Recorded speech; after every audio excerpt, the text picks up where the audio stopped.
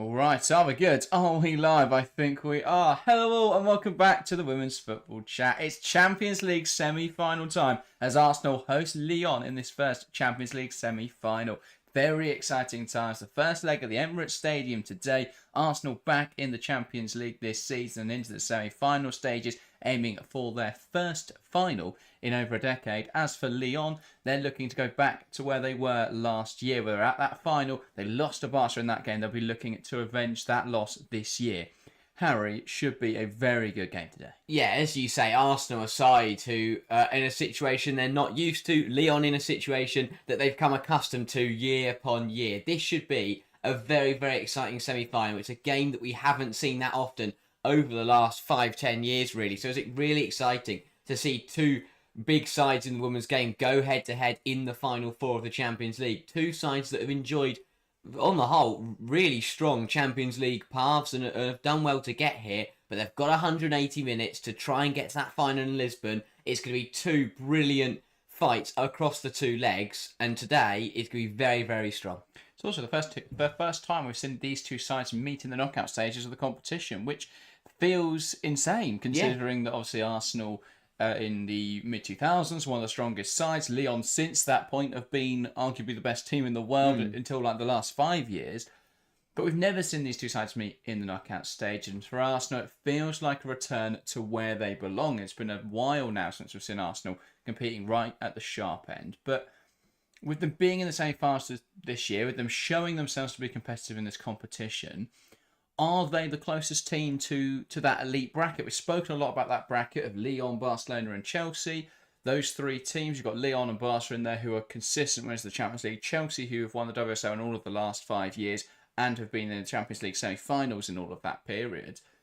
But now we've got Arsenal who are competing. Are they the closest team to those three? But I think so. As you say, this is a bit of a breakthrough year. We haven't seen, especially from the English point of view, we haven't seen sides apart from Chelsea, get deep into the Champions League. We saw, Man City obviously got to the quarterfinals this year, but last year both Arsenal and United were knocked out in the playoffs. So to see another English side get into the semi-finals is a massive occasion, and it's big for Arsenal to be back playing against the best sides in the world in front of 40,000 people at the Emirates.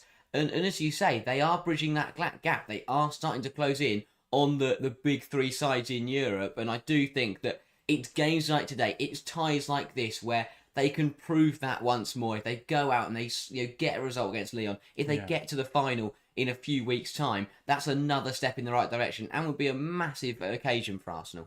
Indeed, it feels like it's been a period of stagnation now for Arsenal. They want to be back at the sharp end. They want to be competing for trophies. They want to be in the elite bracket.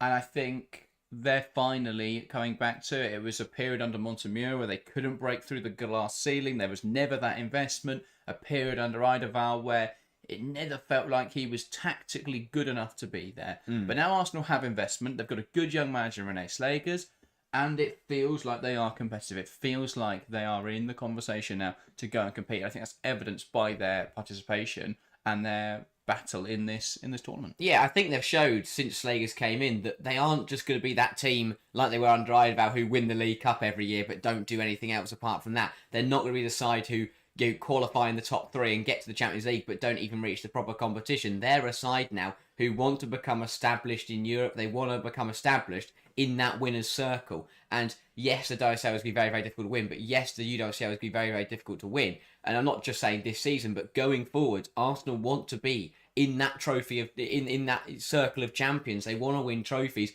that aren't just a League Cup. That they have ambition, and I see that they've got a good squad. It's a good mix with youth and experience, as you say. They've got a very young manager that looks to have a lot of potential.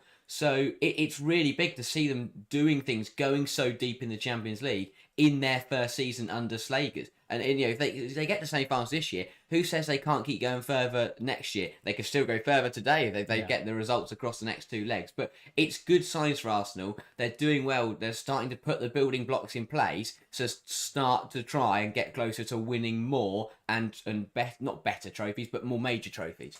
And it feels like it evidences what we've been saying for a few years now, where the English sides it's by far the strongest league. Arsenal and Man City are in a position where they can compete, or at least, City were. And this season's been a bit of a different story, but they've still got to the Champions League quarter-finals and were unlucky to meet Chelsea there, which was always going to be a very difficult game. But and you've got United in that bracket, but you've got 4 teams there who, I think if they were all entered into the Champions League group stage and they weren't given very difficult groups, so put them into this year's competition, I think if you have all 4 of them in there, they all get into the quarterfinals. Yeah. And it speaks volumes about the strength of WSL, and it's been one of the hindering factors of Chelsea trying to win it, has been having to compete on all fronts. So we've spoken about that for a few years, but it feels like it's now being quite strongly evidenced by Arsenal getting to the semi-finals here, by City getting to the quarterfinals. Yeah, what Arsenal have done so well this year is because realistically they aren't going to win the WSL now. There's only 3 games left, and they're, it's not impossible, but it's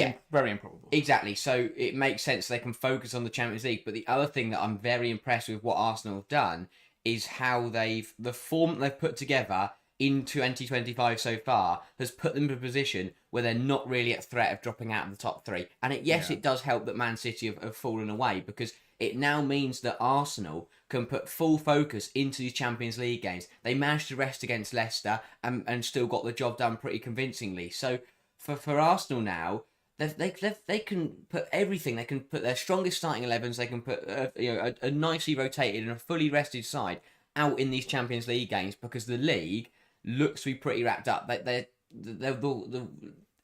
lowest they could finish is 3rd, if we're being realistic, and that's at the end of the day, that's Champions League. Yes, it would mean they'd enter in at an earlier stage, but it would still be getting into the competition and still finishing in the top 3. So for Arsenal now, they can put full focus onto this game, which is something that, as you say, we haven't really seen in the WSL times, and you still don't see with Chelsea over the last couple of years. The problem for Arsenal is that Lyon can do exactly the same, because they are coasting and have already confirmed top spot in the Premier League playoffs. So that doesn't really help them, but it gives them a helping hand. It puts them on a level playing field, which it usually isn't for these WSL clubs because of the competitive nature of the Women's Super League. Let's look for a chat, because we've got a lot of people in there, which is fantastic to see. Keep the contributions coming. That's exactly why we've gone live early, so we can talk to you, so we can talk about the game in anticipation for the match-up today. CV and Letter says connected to Zone while listening to the Women's Football Chat. Indeed, make sure to do both. Watch the game and watch along with us. Amir says Arsenal get cooked today. As a Chelsea supporter, we'll have to see. I think it's going to be a much closer game than a lot of Chelsea fans would want it to be, really. But yeah, we'll have to see what happens. Good to see a lot of people getting in chats. Yichet says, come on, you Gunners. Alex already early with a prediction. 2-2 draw. Goals galore incoming with Lyon's lethal attack but weakened defence. And let's talk about that weakened defence then. No Renard for Lyon today. We'll get into the full lineups in a bit. But no Renard, how much of a loss is that for Lyon? It is a loss. It's going to impact them. I don't want to say massively, because obviously they've still got professional footballers in that back line, and they've still got some world class, centre half, with the likes of Gilles, with the likes of Carpenter, who have been to this situation before and have dealt with it. But in Renard, you lose a player who has won trophy upon trophy, who is probably one of the, when you're thinking about characteristics of a defender, her leadership is better than everyone else, and just overall, yes, she's lost a yard over the last year or two, but overall is still a phenomenal centre half. So you lose a lot in terms of her actual technical ability, but also the way she organises that back line. And I think that is what could potentially cost Lyon today. We saw she missed the game at the, last weekend due to a foot injury against Paris FC, and they drew that game. That is proof that when Renard doesn't play, they do struggle. They conceded 2 goals and they drop points, which they haven't done very often this season. So it is going to be a miss. I think that it's potentially something Arsenal have to look to exploit. If that defence isn't as organised as it usually is, because they're missing their captain, then Arsenal have got to try and put pressure on that. But Renard is a big miss, and Lyon, they're going to have to adjust without her. It was touch and go. Montemurro seemed pretty content in the presser that she would make the game, but she only makes the bench, which is a shame for Lyon. Well, I think for Montemurro, you want to say that she's going to play and keep that fear for as long as possible in the Arsenal camp. But I think with Renard, I don't think it's disrespectful to talk about how massive a loss it is today for Lyon. I think you mentioned there exactly what I wanted to talk about with regard to her leadership, with regard to how she organised that back line. I think it's a big voice loss in this Lyon side. Not to mention how useful she is in terms of how they want to set up tactically. If you think about how Lyon have lined up this year, they press incredibly aggressively. It often forces teams to play that ball forward quickly and try and find their target forward or play it in behind. The big thing that allows Lyon to do that and not worry about that ball coming long is that Wendy Renard and Vanessa Gilles are going to win those headers. And while I have no doubt that Sombach will come in and be a very adequate defender, she's a very good player, but she's not Wendy Renard.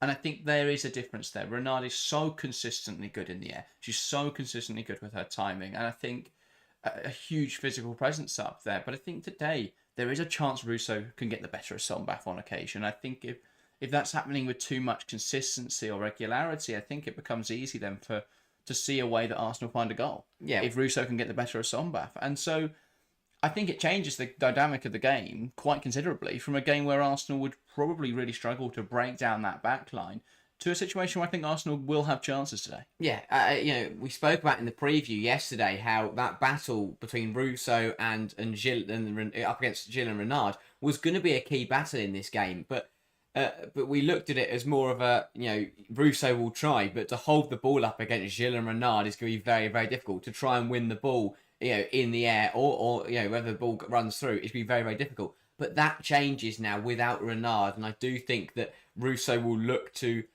when she's holding that ball up, she'll look to back into Sombach rather than Gilles. In that foot race with those through balls, everything has to go down Sombach's side if you're Arsenal. You try and take Gilles out of the equation, you get Russo one-on-one with Sombach, and then suddenly that's a battle that I see Russo winning potentially. Well, that transitional threat down the right-hand side, because you've got Selma Bacher, who's very good, obviously defensively, but when she goes forward, there is going to be space in behind to exploit. Yeah. So if they can transition quickly, Arsenal, and break down that right-hand side, where they've got strength in Beth Mead on that side, I think if they can use that to their advantage, get balls then into Russo, that's where they can be really dangerous today. Yeah, and I do think that obviously Russo, we keep mentioning how she does start today. Good mind games for the Slagers, the touch and go between her and Kelly, or with her and Kelly. Kelly only makes the bench, Russo leads the line. Yeah. That's big for Arsenal. My big question is, if she's not fully fit, that could impact this game. And that is my question. Is Russo, is she really ready? Or is this potentially a little bit rushed back so that she could start this game? I'm not sure she was ever injured. So I'm not sure what the situation is. Potentially. They had to have a reason to take her out of international duty. But I'm not sure there was... it's difficult to say because managers play mind games all the time. Yeah. If she was injured, I don't want to say she wasn't, but I wouldn't be surprised if she was completely fine and it was mind games from Renee Slagers. They rested her. They took her out of an England game, which was important. That was 90 minutes of rest for her. They rested her against Leicester. So she's coming into this game with a nice period of rest behind her, which I think is important. I think that could make the difference in a game like today, especially when you saw the number of injuries for other clubs in the international break. Arsenal came away unscathed. And it's smart things like that will make the difference, pulling Kelly and Russo out and reducing their minutes, while Chelsea had 7 players playing in both games for England. And that's only England. They've had players playing in other games as well. Vika Captain got injured playing for the Netherlands. Hermano got injured playing for Japan. Lauren James, of course, got injured and is out for the season with England. So injuries can make a huge difference. For Arsenal, it's really smart to take some of their players out because international managers weren't considerate and did play all of their best players throughout the international break, which on one hand you can't really blame them for because they've got to win those games, but on the other hand they could have been a bit smarter about it. But I blame UEFA for putting an international break and FIFA for putting an international break in April. That's stupid. Just don't do that. Yeah, they didn't think about it, and it has massively impacted some teams. But as you say, Arsenal very smart about it. It means that they've got a pretty much full complement across the starting 11 and the bench today. Yeah, same. Alex says, surprised it is Sombach in the replacement rather than a more like-for-like Itachiane. Yeah, I agree. I think Itachiane would have made more sense in that role. I think as well she's more physical. I also think if you sign someone for £500,000 and or £800,000, whatever it was, I can't remember, but you sign someone for a large amount of money and then don't want to play her in a Champions League semi-final, what was the point? Yeah. Perhaps she's not played enough minutes yet for Lyon, isn't familiar with the system, but it's not like they're bringing in someone experienced. It's 21-year-old Sombach or 21-year-old Tachiane, and they've backed Sombach over Tachiane. So potentially tactical familiarity, but I think it would have made more sense to trust Tarciani at the start. Yeah, and especially when I look at Sombath, and I don't think she played very well last weekend. And that I think if Sombath came in last weekend and kept a clean sheet and Lyon played very well, then I'd understand it. But they lost. They drew 2-2 to Paris FC are good, but Lyon, the season they're having, shouldn't have dropped points there. So I find that one bizarre. I do think that potentially I think Sombath wasn't the right choice today. Well, we'll have to see, won't That's we? a good point. We'll find out in about 90 minutes' time whether that was the right choice or not. Let's have a look then through the full lineups then, because we're 15 minutes till kick-off now. So let's have a look at who is starting today. Of course, we're at the Emirates Stadium. Arsenal versus Lyon will start with the home side, the Gunners. In goal, it's Manuela Zinsberger replacing the injured Daphne Vanderonk. A back four of Fox, Williamson, Catley and McCaabe, the same as it's been since Slagers took charge. In the midfield pivot, it's Kim Little and Marionette Caldente. Across the three, Mead, Marnham and Caitlin Ford. And leading the line, Alessia Russo, second top goal scorer in this year's edition of the Champions League. I think that's why it's important to have Russo up there. Yeah, she's a massive bonus, a massive boost to Arsenal. Her back in the starting 11. She's had a formidable season, both in the league and in the Champions League, and was the catalyst really to that comeback against Real Madrid. 2 very well taken goals, and if it wasn't for 2 offside, she would have had a hat-trick. So Russo can make the difference for Arsenal today, and we spoke about this again in the preview. We look at Russo, we look at Caldente. They're the difference makers for Arsenal. We spoke earlier at the top of the show about Arsenal bridging that gap, and they're the kind of players that do that. I look at Caldente, I look at Russo. They're the type of players that can take the game to Lyon, that can match and better this Lyon side. And if Arsenal can get Russo opportunities, if Caldente can have her moments of magic as we've seen so consistently this season, then Arsenal will definitely be in this game.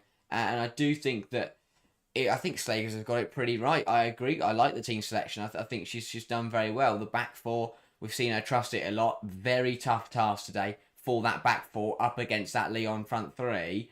But Arsenal, they've looked solid defensively. I think the attack is firing all cylinders with the likes of Russo and Ford. They look pretty dangerous coming into this game.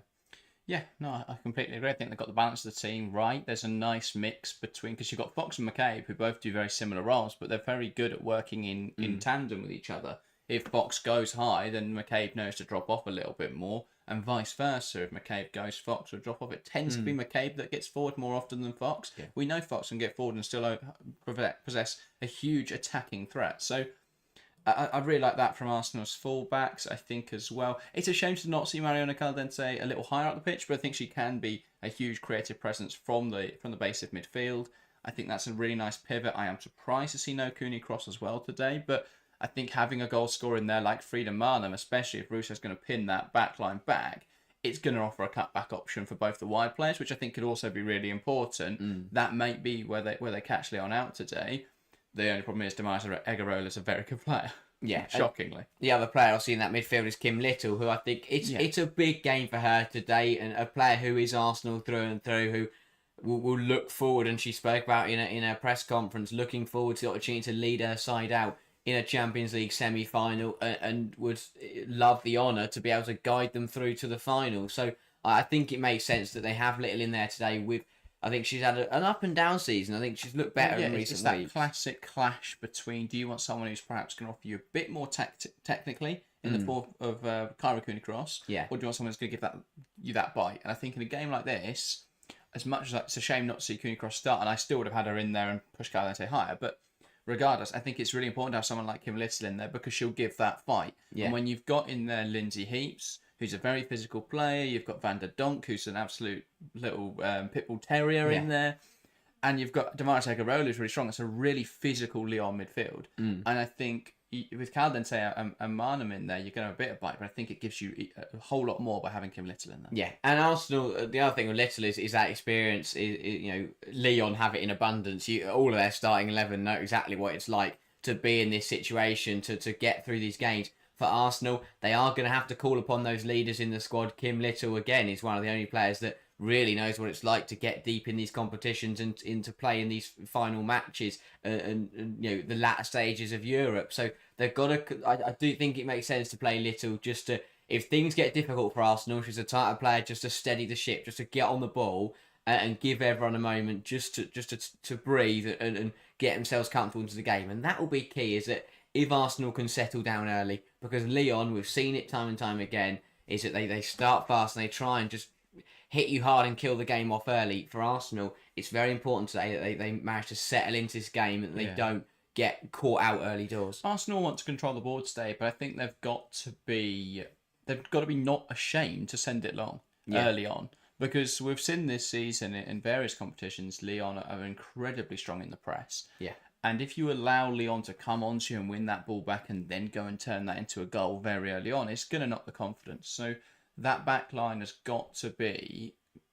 You've got to have that faith that they can just send it long and that not be a problem. Yeah. Because if not, Lyon will press them, and if they try and play out too much, Lyon are going to win that ball back. I think once this game settles down, after that initial frantic phase, I think that's when Arsenal can play their football today and they can try and dictate the tempo, which is what they'll be keen to do, is hold on to that ball and control the game. Because that'll make it more difficult for Lyon to do what they want to do in attacking areas. But I think they've got to be mindful and have that humility that if Lyon are pressing aggressively, just clear your lines. Don't try and overcomplicate it today, because it's going to be a very tough game. Yeah, Arsenal have the highest average possession in the UWCL, but the problem is it doesn't matter if you have 60% of the ball, but Lyon press you twice and score 2 goals, then it doesn't matter how much of the ball you're going to have. So as you say, if they do concede, a little bit more of the ball and it ends up being a bit more equal, but it does mean that they send it long and they get more chances, then that's worth the payoff. Yes, you might risk giving the ball away, more cheaply, but it's better to give it away in Lyon's penalty area because you've smashed it long than to be passing it in your own half and get dispossessed and then end up conceding. So again, it's that game management element. It's that realistic element where Arsenal got to realise that Lyon are very good at pressing. So sometimes don't play into their hands. Arsenal might have to play against their own football to avoid playing into Lyon's hands. And I think that for the sake of the game, and I think Arsenal will be aware of that and will be smart about it. Yeah, definitely so. I want to touch on... I obviously want to get to Lyon's team, but I want to touch on Arsenal's attacking play then. We know Arsenal's strength this season's come from those wide areas and being able to play those wide triangles and cross the balls in, and doubling up on fullbacks is how they're going to... It's how they're going to find spaces, how they're going to take on Carpenter and Batcher. How do Lyon go about trying to prevent Arsenal in those wide areas? Because they're very good at overloading those spaces and then being able to find balls into the box, either directly into Russo, cutting it back into Frieda Marnham or another oncoming midfielder, or cutting it back further to someone like Calvin and Little, who could play a ball in. How do Lyon go about trying to stop that today? Well, it's going to be very difficult because obviously the obvious answer really is to get your wingers to double down and drop back. But if you're asking Chawinga and Diani to drop in and help defensively, are they going to do that? You're also then going to isolate Mochi Dumornay, which makes it a much easier afternoon for Williamson and Catley. It's one of those where for Lyon, potentially stopping the initial crosses isn't going to be what they've got to target. It's got to be being the ones to make first contact with that. And I think if Arsenal try and swing it in, they'll do that. The likes of Gilles will head that out and they'll deal with it. It's the cutbacks that I've got to be careful of. Egarola has to be the one to make first contact every time. But this thing, I think Lyon have relied too heavily at times on their box defending this season, which is fine when you've got Gilles and Renard. But again, that's another weakness of not having Wendy Renard. If it's a chip ball to the back post and Renard isn't just 8 foot in the air heading it away, that could be a problem today.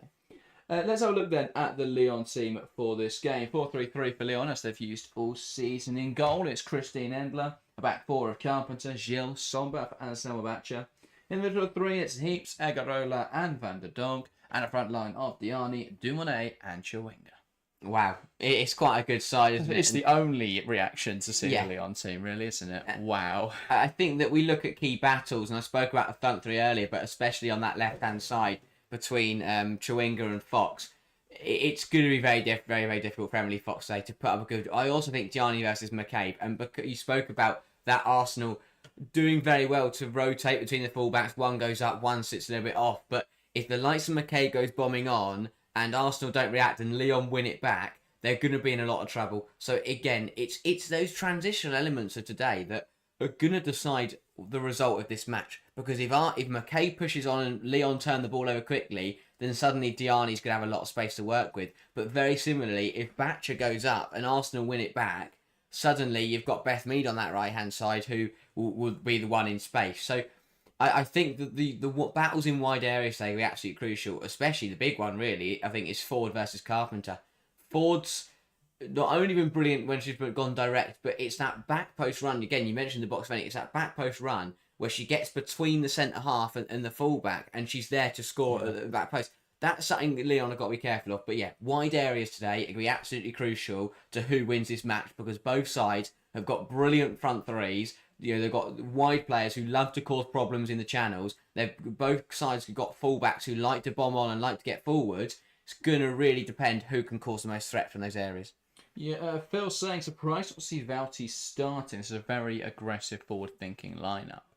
I think the problem with Leah Vouty is that she's just not mobile enough. I think she offers you a lot defensively, and being able to control the game is a huge part of her skill set. But I think in a game like today, where Lyon are an incredibly transitional team, I think it's very difficult to have Vouty in there, because they will just counter to it too effectively. And as Phil says, I'll be honest, the ball in behind with that Lyon front three is worrying. Yeah, I think definitely so. I think Lyon are very good in transition, and Arsenal have got to be sharp at getting back in. If they are going to be aggressive today, they've got to be good at defending transitions. They've got to turn around and get back to your goal as quickly as possible, really. How quickly can you go from attack to defence? But yeah, I think that with the midfield pivot and a usual situational back three, they have a nice setup there, but that does leave them player for player if Lyon break quickly, so that could be a concern. Have to say as well, as mentioned in chat by Phil, the crowd does look very good today. I hate to say it because it is Arsenal, but really nice to see with the scarves and a huge amount of support here at the Emirates. Yeah, it's exactly what you need. When you're at home, when you're hosting in the first leg of a semi-final, you need to see a strong home crowd. You need your fans to get behind you and to help you win this game. The first leg is absolutely massively. Obviously, you're always favoured when you are at home in the second leg. So Arsenal have got to make it count in the first. They need to take a positive result for me to France next week. So for Arsenal, it's very important they get a result today and use this strong home support to get something over the line.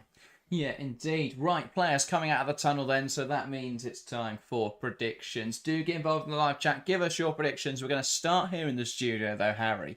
Big Champions League semi-final first leg, Arsenal versus Lyon.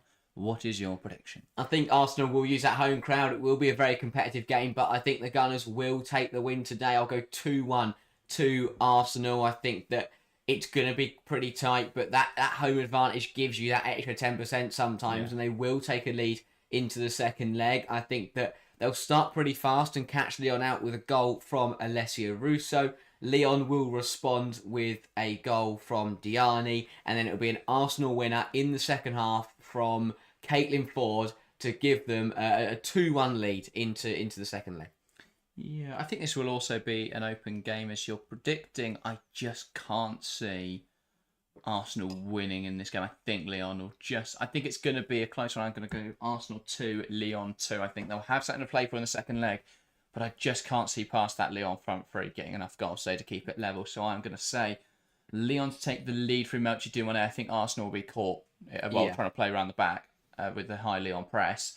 Then I think probably 1-0 going into half-time. Arsenal come out second half, start stronger, Russo goal, Ford goal. And then I will say, because those two have just been so good this season. Yeah. And then I'm going to say a header, 89th minute header from Lindsay Heaps. Oh. Classic Lyon moment. Yeah. They find a way to get a result. But I do think either way today, whether it's an Arsenal win or a Lyon win or a draw, I think it will still be competitive going into second leg. I don't see one side or the other leading by 2 or 3 goals. I think it'll be, if it's a win, it'll be a slim margin, or it'll be level, because it's that kind of game. It's that kind of situation in these semi-finals. If Arsenal settle down and they calm the nerves and they get into this game, and they can compete, then it will be very competitive. But Lyon, with the experience they've got, they will fancy themselves to try and hit Arsenal hard and fast and put up the Gunners under a lot of pressure. Yeah, indeed. Yi Chen going 2-1 Arsenal. Phil saying I'm going for a very hopeful 3-1 with my head to something very different. Fair enough, Phil. We'll have to see what happens. But yeah, I like the optimistic prediction, even if common sense tells you otherwise. That's what you've got to have in football. Blind faith and belief. It's the whole point of being a football fan. What's the point in supporting a club if you don't think they're going to win every single game? Exactly. But yeah, Lyon, very strong team today. I am surprised to see Vanderonk coming back into the side. I would have expected for Marjan to play. But yeah, Daniel Vanderonk, very good player. But at 33, I think the legs are a little bit gone. I think Marjan offers you more tactically than that Vanderonk does at the moment. Yeah. In terms of that midfield solidity. But a very creative player is Vanderonk, so that's the upside you get from her. Yeah, exactly. I think Joe Montemurro he's got a lot of options. It's hard to pick all the right ones every single week. This is a big game for him returning. I really do pity him. How does he choose between all of his terrible dilemma? But yeah, Joe Montemurro back, facing his former side. This is a big one for him because I think it's one of those where it's always nice to play against your former side, but you always want to try and get one over them as well. Yeah, indeed he will. Massa Camara says Zinsberger, oh no. I don't think she's as bad a goalkeeper as she was made out to be last season. I think she was scapegoated a lot for some poor performances from other players. Yeah. But it will be Arsenal to get us underway here at the Emirates Stadium. A Champions League semi-final first leg. Arsenal versus Olympique Lyonnais. Should be a very good game. Arsenal to get us started. Russo from the middle knocks it back, and we're underway here at the Emirates. Arsenal versus Lyon, Champions League semi-final. And Arsenal are going to slow that ball down from the off. Try and dictate the tempo today. Here's Steph Catley. Moves it out wide into McCaabe. McCaabe takes on Diani. Now forced back to Catley. And pass inside to Little touch back there into Catley. Now Caldente. And again, Arsenal. They're going to struggle to break down Lyon today and break through this Lyon press. And I think we'll see a lot of periods like this in today's game where they are just probing, waiting for space to open. Here is Catley again. Ball down the line into McCaabe, and Arsenal can come forwards now. Plays it inside. Marnham, nice control, gets the first shot away of the game. It's a tame effort, and Endler gets down to it easily. But that's what Arsenal need. That's a good setter to do a minute in to play the ball through Lyon and get a shot away. Wasn't troubling Endler, but that will help both Arsenal and Endler. Endler gets a save in and gets a claim early on, but Arsenal, getting a shot away and getting a shot on target, which is a good start in this match, just to try and settle down and to calm those semi-final nerves. Ford, nice pass inside, battling away for it in there, and that is a late tackle from Caitlin Ford. And now they're coming down the left-hand side. Lyon, here's Chwenga, pass inside to Heaps, but that's a poor touch from Heaps. She didn't really read that. Didn't anticipate it. Here's Fox. I don't know what that challenge was from Ford a moment ago. Wasn't really any need to go in like that. No. Again, you speak about that adrenaline, those nerves at starting a final. I think Ford just wanted to get one in and just to settle down, but got it completely wrong and will probably be booked when the ball comes back. Although she is now running down the left-hand side, but doesn't really use it. Now, let's not forget there is a WSL action on as well at the moment. And 60 seconds into Brighton-Liverpool, 1-0 Liverpool. Unsurprisingly, Olivia Smith with that goal. Shock. Yeah, Brighton at home have looked pretty strong this season, so that's a good start for Liverpool. Indeed, ball out of play for a Lyon throw then. I'm surprised with the layers that Slager's got on today. It's boiling. Yes, it's a nice day. It's a sunny Emirates. But yeah, as we speak about that crowd again, it's very, very strong. And I think it's something that Arsenal have always had in these big games, is they've always managed to put a very, very strong crowd behind it. Equally, Lyon, very good travelling support that we've seen it for years, especially when they get to the latter stages in the bigger games. It's really good to see. That touch from Dumornay, not perfect. Caldente trying to drive that ball forwards. Kim Little sweeps in well and is brought down in there. I was given the other way, which I think it's a difficult one. Both her and Egarola were grabbing each other there, but she is confused, and we'll talk to the referee here about why that's a foul.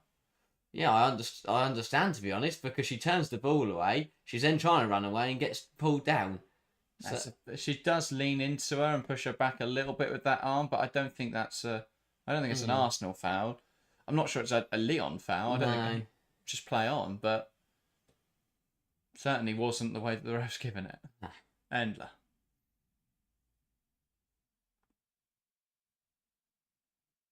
Waiting for Lyon to get back into shape. Here's Vanessa Gilles. And now that ball going behind. McCaabe, though, quick to get back. Wins the header. Vanderonk. Now to Diani. Diani wants to take players on here. Nice from Diani. She draws 3 players in with a bit of movement there. But then a pass forward from Heaps isn't good enough. Dumoulin does well there. Mistake from Williamson is picked up on. Ball to the right-hand side. Diani now looking to put a cross into the box. Tries to find Dumoulin. Crucial intervention from Steph Catley. And then that was a clumsy foul from Diani. Unnecessary there. And just catches Katie McCaabe. It's been a very scrappy and physical start to this match, but better from Lyon getting the ball down and playing some good stuff, and that ball down the line behind McCaabe that got Diani in, and it wasn't for a piece of good defending from Steph Catley. That would have been an opportunity for Dumoulin, but better from Lyon getting the ball down, playing their stuff, and as you say, dragging players out there to open up some space for them. I think everyone just panicked a bit. Diani had the ball on the touchline. She spun out of it, and because the Arsenal players had seen her on the touchline, 3 of them ran over to her, but she spun out of it, and suddenly they were opened up. And speaking of Diani, ball into the box now from Kadadiata. Diani. Fox gets there, though, and that is dealt with. Not a convincing clearance, though, and that's a Lyon throw-in high up the pitch. Arsenal have got to do better on that left-hand side. McCaabe, that's the second time now. The ball's gone over the top of McCaabe, and Diani's just running in. We highlighted it. It could be a problem. Arsenal have got to watch out because McCaabe is getting caught out at the moment. Yeah, ball inside. Dumoulin, nice control. And they can use this now, Lyon. Vanderonk, strike from range. It's parried, chance again, and it's into the side netting. And that is a gilt-edged opportunity. Wow. How is that not in the goal? It's really good. From close range. So it's the strike from Selma Bacha. Hell of an effort. Zinsberger just parries it into the path of Vanderonk. All of the goal to aim for. And she's missed. That's a huge opportunity. And that should be 1-0 Lyon.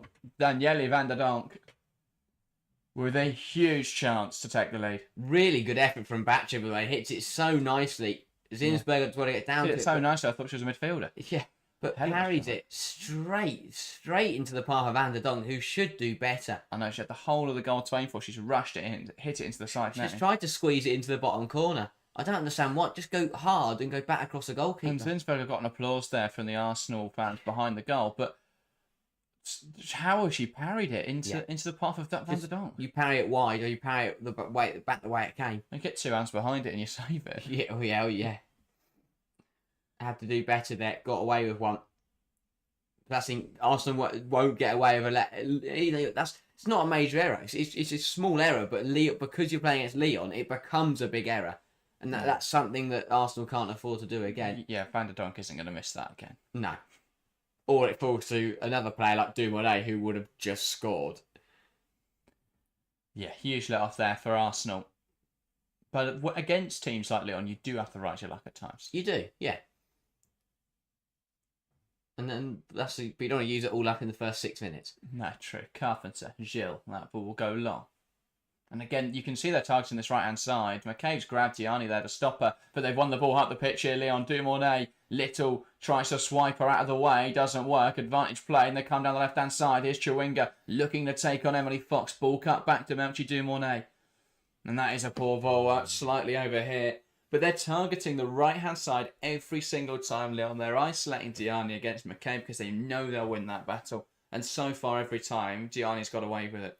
Well, got away with the ball. That's the problem with McCaabe, is that McCabe's strength sometimes is that Diani is quicker than her. Well, usually players are quicker than her, but she uses that strength and that physicality to get back in. Diani, though, is putting up a very, very good fight, and that is causing McCaabe problems at the moment. Yeah.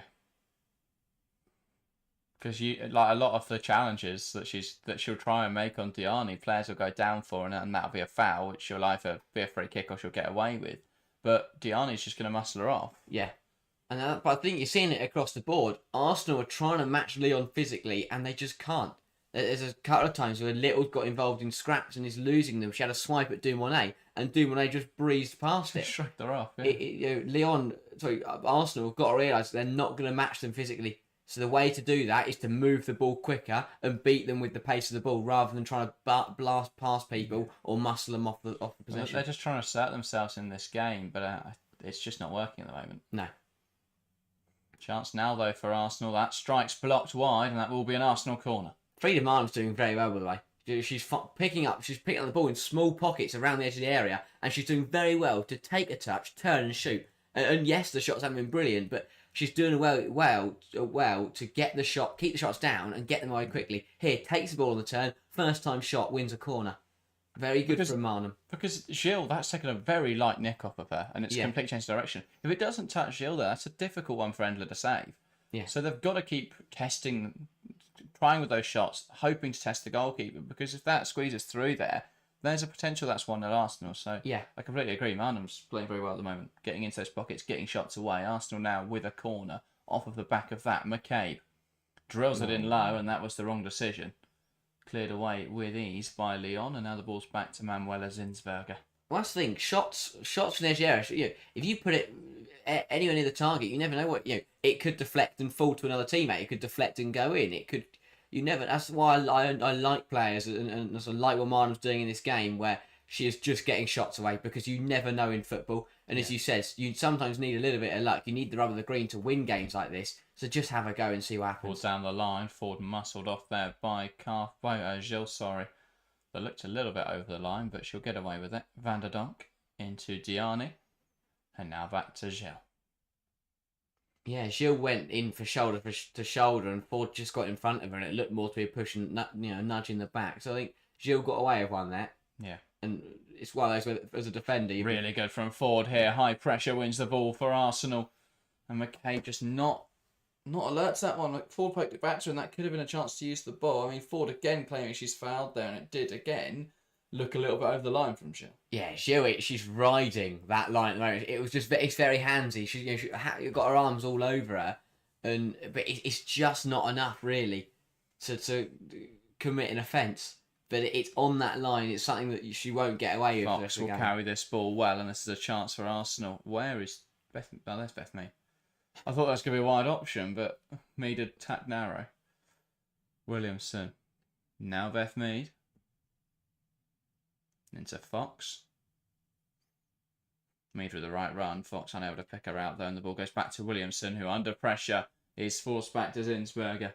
I think speaking of Beth Mead there, this is a big game, because I think she's come into form recently, but that was against Crystal Palace, for England against Belgium, and in the Leicester game. I want to see how well she does it up against a big side like Lyon. Yeah, agreed. I think it'll be a tough game for her. We'll have to see. Little with an unintentional dummy there. Yeah. She swung a leg at it and missed it, but it did actually benefit them. And now Arsenal into an attacking area. Fox tries to drive that ball inside, but got it wrong, and Heaps wins it back. And now Arsenal will counter press, try and win that ball back. Lyon, though, play out of it with ease. Dumornay. Now Vanderonk. The front three are away, and this is a worry now for Arsenal. But that just unlucky there. Chewinga hit her in the back. If that had ran through, Williamson was in trouble. Yeah. But Arsenal have the ball. Here's Fox. But that's how quickly Lyon can turn it on. Fox, if her touch was too positive in the Lyon penalty area, she needs to keep it closer. That's a great ball from Williamson. It runs through to Endler. But Fox has had to keep close control there. We spoke about those little pockets of space in the area. You can't afford to take big touches and then run onto it, because Lyon will get there. But they win the ball back in their own penalty area, and within 3 passes, they're looking to play a ball in behind. Arsenal got to be careful of that today, of Lyon just switching it from defence to attack in a matter of seconds. Indeed. Gilles back to Endler, now to Vanessa Gilles again. And a pass forward, that's flicked round the corner well. Diani looks to take on McCaabe. McCaabe knocks it out of play, and that is a Lyon throw. Better from McCaabe. She didn't dive in, she didn't stand off her, she just stayed there and managed to knock it out for a throw. Diani brings it down. Now Damaris Egarola, that is an ambitious ball, and so Abacha hard pressed to get there, but she will. Now Heaps. The problem with that overhit ball from Egarola is it just slowed things down for Lyon, and it made it easier for Arsenal to get back in. Arsenal's managed to move across and deal with it, and let them down a little bit, but it again shows the intent from Lyon to move the ball quickly, to let the ball do the work. Let the ball cover the yards rather than you having to run after it. Yeah, indeed. But good start. It's been an even start. I think Arsenal have done well. They've settled into the game nicely. As we've mentioned, Marnham just getting a couple of shots away. They've done well, Arsenal, so far. Catley driving that ball forwards. Now Caldente, who's got players around her and she's picked up in possession. And that is a soft one. Because I don't think there's anything wrong with the tackle there from Danielle Vanderonk. She won the ball high and Lyon would have been in a position to get a shot away. Yeah, there's a little bit of a tug of a shirt, and I think Caldente does well to make the most of it. But a player who looks so comfortable under pressure usually got caught out there, and if that isn't given a free kick, Lyon would have been in a very, very good opportunity. Arsenal have got to be careful of again. Don't be silly with it. Just be smart. If you're under pressure, just kick it out. Just send it long. Williamson, nice pass into Ford. Now Rousseau holds the ball up well. McCaabe puts it into the box, and that is cleared away in there by Sombath. Don't know what Kim Lip was trying to do. Calente's trying to do in there. Just overplaying it. Calente's just overplaying it a little bit. That part, either you've got to put a lot on that pass to get it back to your centre half, or you just take a touch and just take a minute. And again, it does bring into question why you'd use Caldente in that role today. Because not only have they limited her attacking output, but I think they are making them, so far from what we've seen, that they're making that pivot quite vulnerable. Yeah. To the Lyon midfield. And they've got to be, Calente's done well to evade the press in the likes of the DSL, yes, but that press isn't as intense or as dangerous as Lyon's. It's not Vanderonk and Heat. No. I mean, it depends on the team, but even in the bigger games this season, we've seen Caldente played in a higher role, and then she dropped into midfield when they play some of the easier sides in the WSL. Yeah. Caldente. Now Ford try and post it through to Marnham. Too much on it, and Marnham can't get it under her control. Yeah, Ford was looking for the ball in behind. Marnham wanted the ball to feet, and it ended up just being just getting it wrong. But for first 15 minutes, I think if you told Arsenal fans it would have been an even 15 minutes where you're both in the game and no one scored, they'd have probably taken that. Yeah, I think it's positive from Arsenal so far. I think there might be a few Arsenal fans watching the DAZN coverage because 75% of people think Arsenal will win today. 25% on Lyon. Our poll in chat.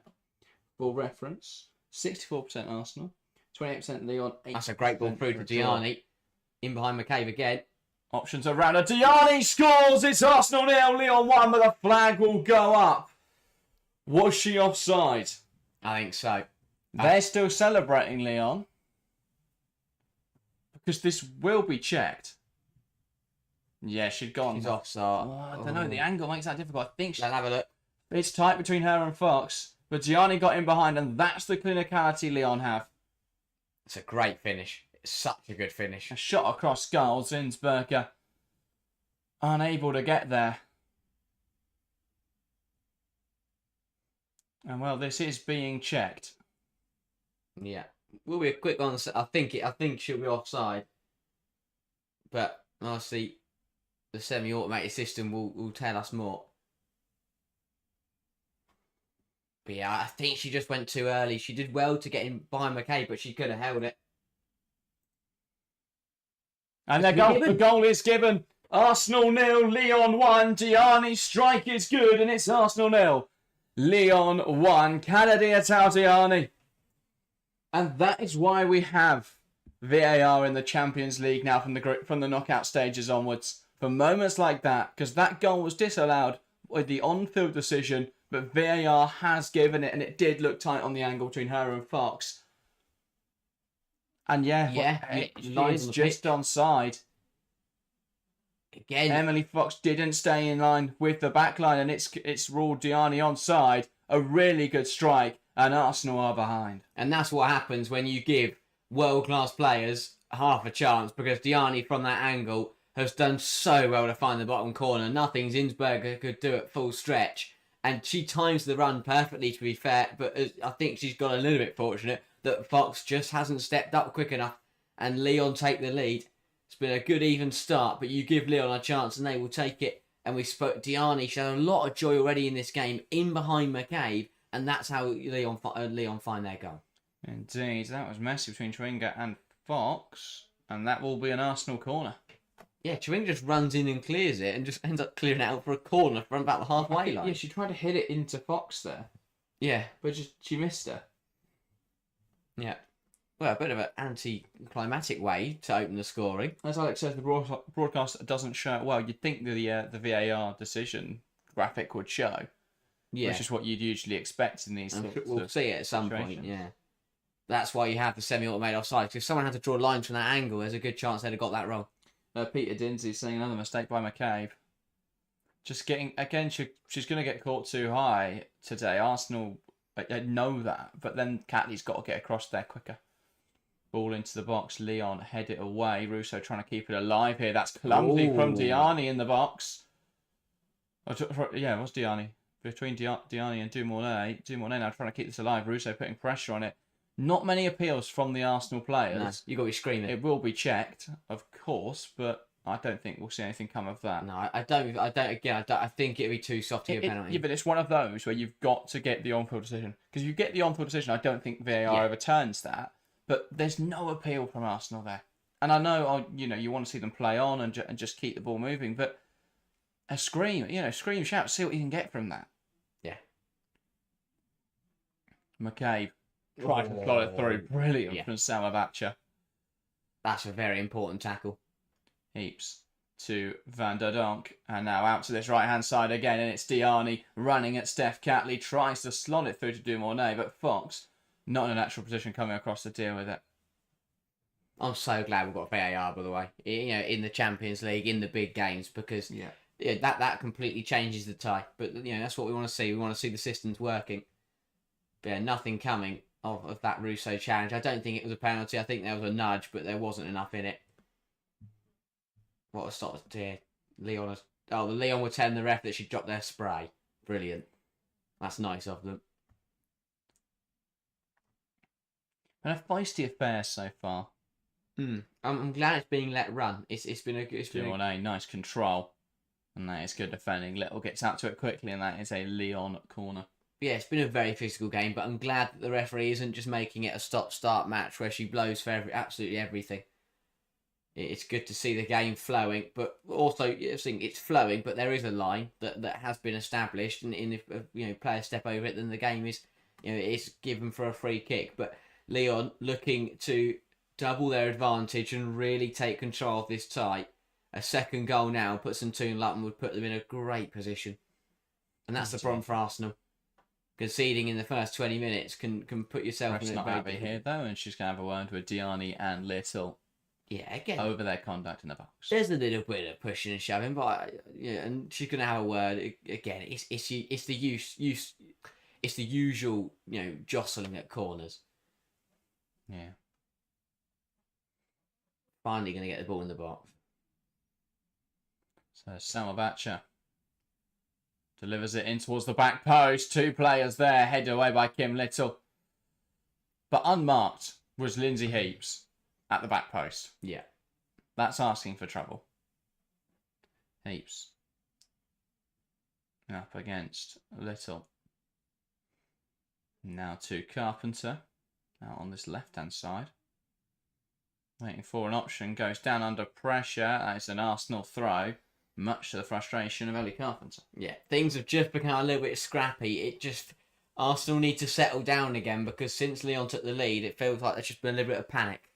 I think Arsenal just need to settle down, get themselves back on the ball and get back in the game. Because this is what Lyon do. They score and they try and suffocate you and get another one and then get another one and just keep the pressure building. Arsenal have got to try and break that. It's a lovely play between Marnham and McCaabe. Ball go down the line. Ford now gets the wrong side of Carpenter. Takes it past Gilles. Ball into the box. Taken away by the head of Damaris Egarola. But that was a great opportunity, and that was going to Beth Mead if not for that crucial intervention. And that is a lot... Great pressure from Mead there. Lyon throw. And that is... You have to give that credit, because that is a lot more difficult than you realise. Running back towards your own goal, not only does she beat Mead to it and head it away, But the fact that she doesn't end up heading it towards her own net is absolutely brilliant. Ford was onside, and Ford did very well to get, as you say, get the wrong side of Carpenter to beat Gilles and get that ball into the box. That's a brilliant header. Running backwards and manages to flick it on. The problem is she has to dink it in the air there because of the positioning because of how well Gilles has done to defend her. She'd have rather just gone front post there and Russo touch it home. Gilles would have said thanks and kicked it out. That's the problem. That had to be lifted into the air. Mm. Arsenal with 58% possession so far. That is a poor ball back to Zinsberger, but she'll get there. Caldente again. It's just the risk at the moment. There's no need for it. Heaps. Carpenter. Heaps has Marnham on her back, and that is a foul. Too aggressive and throws her to the floor. I think the ref bailed her out there a little bit because she didn't blow a whistle until Heaps had picked it up. But obviously she didn't want to have to give a handball there. But yeah, it is a foul. It's just too aggressive for Marlon, just pushes her over. Heaps knows exactly what she's doing. She feels the push come in the back and does all the things right there. Feels the push, goes down, holds onto the ball and does everything to convince the referee that's a free kick. Yeah. Endler. To Gilles under pressure there. From Frida Marner, but they'll play out of it. Vanderonk, that is an unconventional ball forwards. And out for a throw. I think it's important that Arsenal don't concede again. McCaabe, long throw. Wants going behind Carpenter. Carpenter wins the header. This is messy, but it's Chawinga who comes away with the ball. Now to Diani. And again, it's Diani against Catley. Caldente recovers to get involved as well. Diani, ball into the box. Fox deals just about with Dumone lurking. But Diani's the biggest problem at the moment for Arsenal. McCaabe just isn't anywhere near her, and it's relying on Catley going one-on-one with her, but Diani's got the beating of Catley every time so far. Yeah, I'd love to watch this highlight back earlier on because I've no idea what McCaabe did to try and win the ball, and Lyon came away with it, and it's, again, really dangerous for Diani, good ball in, and another piece of brilliant defending from Emily Fox to deny Melchi Dumone to get on the end of it. I also just can't understand why McCaabe tried to throw that in behind Carpenter and Ford. Ford wasn't even running onto that. That's an impossible throw. Dumone, that's blocked well. Marnham out to it quick. And the key thing is, it's not... Arsenal have got to realise what's happening. And it's not necessarily on McCaabe, because it's the system. The system is that McCaabe bombs on really high. But Arsenal have got to realise that by pushing McCaabe on, you're leaving yourself vulnerable. So if you're Slagers, if you're Arsenal on that bench, on that touchline, you've got to realise and you've got to say, right, McCaabe, you're going to have to stop pushing on. Well, no, that's fine, but to have McCaabe pushing on, if you've got a midfield pivot capable of dealing with that, with the transition, but the problem is you've got Caldente in there, who is an attacking midfielder or winger. That's fine if you're playing a weaker opposition or if your defence is going to cover that defensive work for her. But at the moment, that transition, when Lyon transition, we've seen it a few times now on that right hand side. It's Caldente and Catley dealing with her. Yeah. If you've got Vouty in there, perhaps it's a bit more defensively solid. But McCaabe is pushing on, and Caldente isn't going to recover the defensive work that McCabe's leaving behind. Yeah, they've got to change something because they're in this game, but every time they lose the ball on that left hand side, that they're conceding big opportunities, and that will cost them if they don't change something. James, I know what you're saying with the situational back three for Arsenal in build-up. It makes sense in build-up. The problem is, obviously, with a 3-2 rest defence, usually that's really good, but the problem is you've got Caldente and Little, which I don't think is the strongest pivot, and Catley at the moment is getting caught out. So, yes, it allows for... They are covering well, but the players in those positions aren't doing the role they need to. At the moment, Diani's taking 2 players on and beating them, and then suddenly you've got Dumone and Chawinga left just waiting for that ball into the box. Yeah. Or Diani's into score, as we've already seen. It's what Lyon do best. They cause you problems that are very difficult to deal with because, as you say, when you've got a player in Diani who is beating 2 players, it's very difficult to find a way to deal with that. It is made, and that is deemed offside there. That was an early offside call with VAR in operation today. Yeah, unless I'd like to see because it depends how. If she was a good 5 yards off, then understandable. But yeah, Arsenal they've got to find a way to either deal with the issues that they are causing them, or find a way around them. Because at the moment, Diani is looking like she's going to cause issues every time she gets the ball. Yeah. Also, I don't think we praised it enough, but the speed with which the VAR decision was concluded. Yeah. Very, very impressive. That's what we want to see. That's what we've spoken about a lot with the fear around VAR as it slows the game down, and its current iteration in the men's game is not what we want in the women's game. But what we saw today was how swift VAR can be. In the UWCL, they've got it right, and that is what I enjoy. I'm intrigued to see what happens once it goes, because this year it's only in the knockouts. Next year it will be in the competition. I don't think it's in the playoffs, but I do think it. I don't actually know, to be fair. That'll be interesting. I'll have to wait and see. I don't know whether it's just in the proper competition or whether it's in the playoffs as well, but it will be in... I think it's just in the proper competition, because those teams were like Arsenal won't be using the Emirates in the playoffs. True. Presumably they did. They used Meadow Park last year, so I assume it'll be the same. Ball back into the box from Ford. Mead, header across the area, chance for Arsenal, and that goes begging. Freedom on, and with a huge opportunity to bring back parity, to bring them level. Wow. But she's missed, and that's a big miss from Freedom Arnhem. She just doesn't adjust, and we've praised her, because I think she's played well. Like, Mead does so well to knock this back, and Marham just doesn't guide it right. She does the right thing. She tries just to, glance it on. It's exactly what she needs to do, but it just gets it all wrong. And if she isn't comfortable heading that, there's got to be a shout to Russo. But she's got to score. Marnham has to score. That's a massive opportunity. Unmarked in the 6-yard box.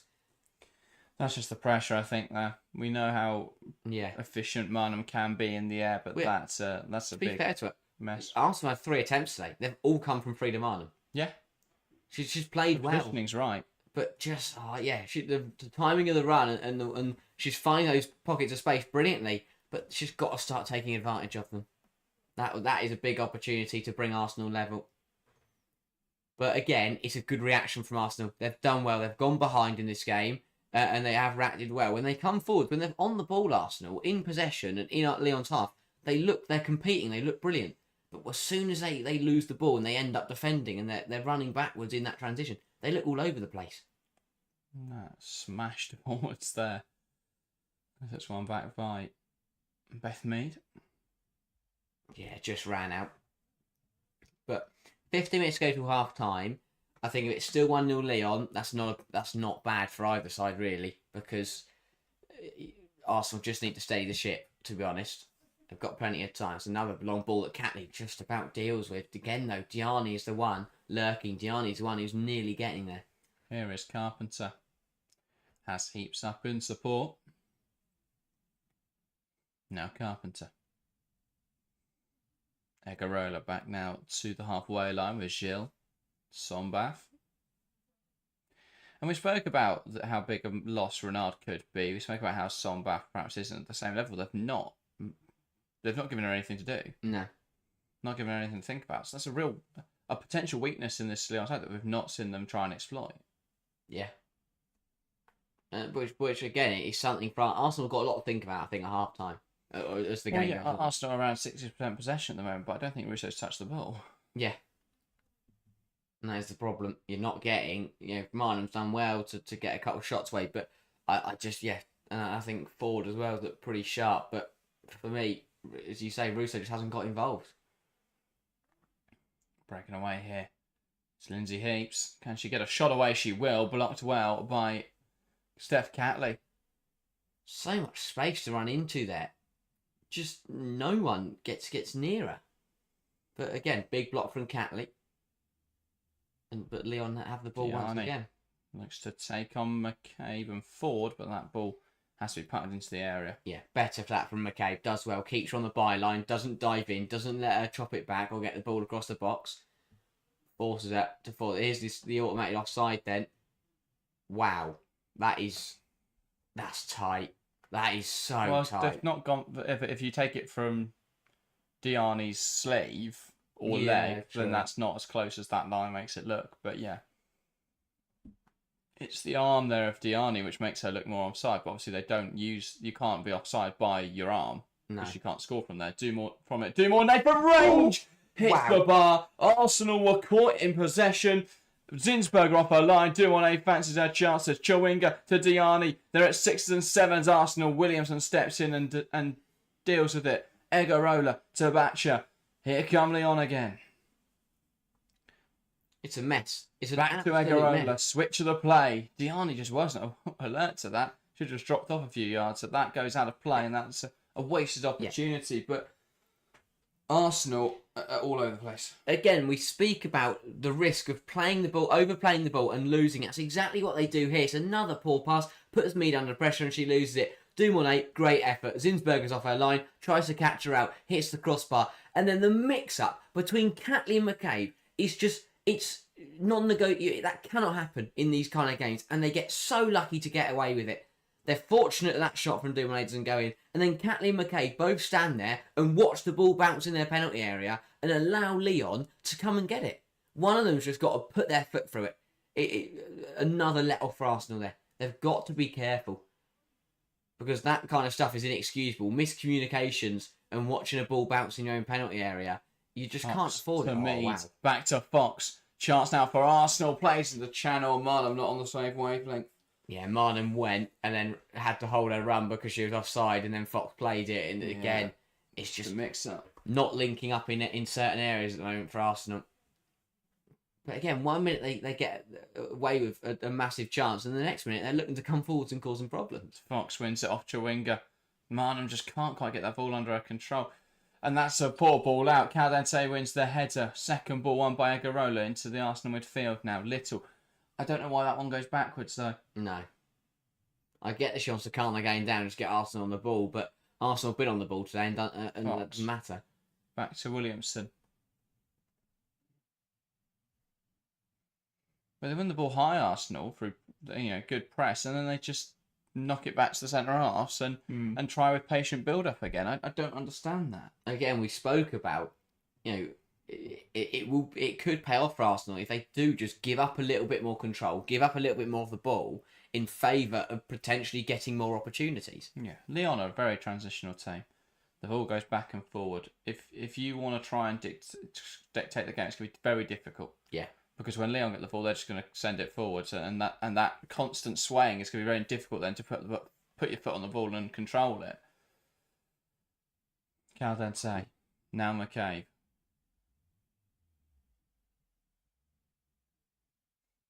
Now Ford up against Diani. Forced back now. Pass into Frida Marnham. Ball into the box. It's blocked, and that is a corner. Well, yeah, if she'd managed to... Well, I thought she just... managed to hit it with her inside of the foot there, and it had gone that way, that'd have been incredible. Yeah, I thought she got it wrong, but yeah, blocked wide. But again, that was a really good pass from Caldente into Marnham. Again, that vision we speak about that Caldente had is very, very strong. But Arsenal...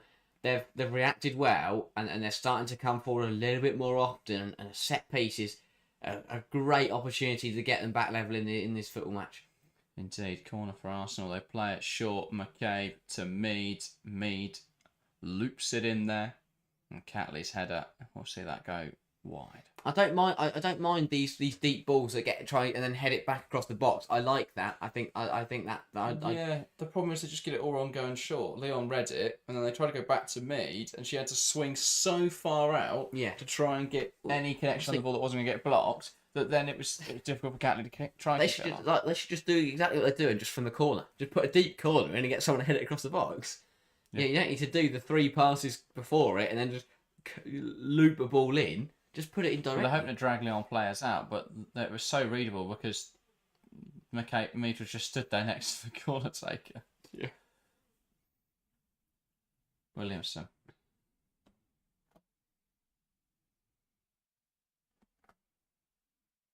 But Phil says, I still think we look more dangerous with Kelly or Stina to stretch the game.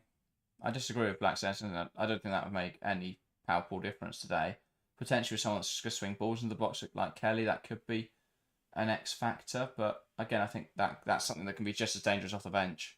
And does lose a little bit of control. Ball into this wide channel. Dumoulin up against Williamson. Looks to take her on. Brilliant defending from there. Williamson, who goes down holding her ankle, and Rev does deem she's caught there. Yeah, she just got stood on. Accidental, I think, from Dumoulin, but just caught Williamson. It's actually a painful one. Really good defending there. Yeah. Blair Williamson does so well here. Lets that ball run. She knew she wasn't going to win that battle. Then just gets back in. Gets the ball in there. Yeah, it's not a nice It's one. not intentional at No, all. not at all. No, she's dribbling with the ball, and Williamson gets If Williamson doesn't win the tackle, if Williamson doesn't kick the ball away, then D1A kicks the ball and takes it past her into the penalty area, and score. either gets fouled and scores. Yeah, I really like that from Williamson because she did well to not. She didn't fully dive in, which worked there. She managed to put the leg up and block the cross if it went in, but she also managed to keep her body on the ground and make the tackle when D1A dummied it. Really good defending. Marlon tries to poke it through, doesn't quite come off. Diani does well there to keep the ball alive. Heaps. Not good enough from Calente again, just dangling a leg. I think it's a mistake to play an attacking player in such an important defensive role. That was a ball through from Heaps, but Chewinga always offside. Could you see Pullover at half time? I think it's a big risk. It's a big risk because she's not played a lot of football in the last 6 to 9 months. I know. Potentially. She got 45 minutes at Leicester, 45 minutes for the Netherlands. I think Vouty's more likely, but potentially we see Pullover, yeah. I think Vouty slows it down too much. And if you've got Little and Vouty in there, the ball progression happening is not. Well, that's the thing. It feels like they've done what they should have done in reverse. They should have started with Vouty, because then you don't concede in the first 45 minutes, or at least you're less likely to have conceded by this point. And then you sort of go for those X factor players. You look at bringing in a Kelly. You look at what you can do in the midfield pivot to be a bit more aggressive.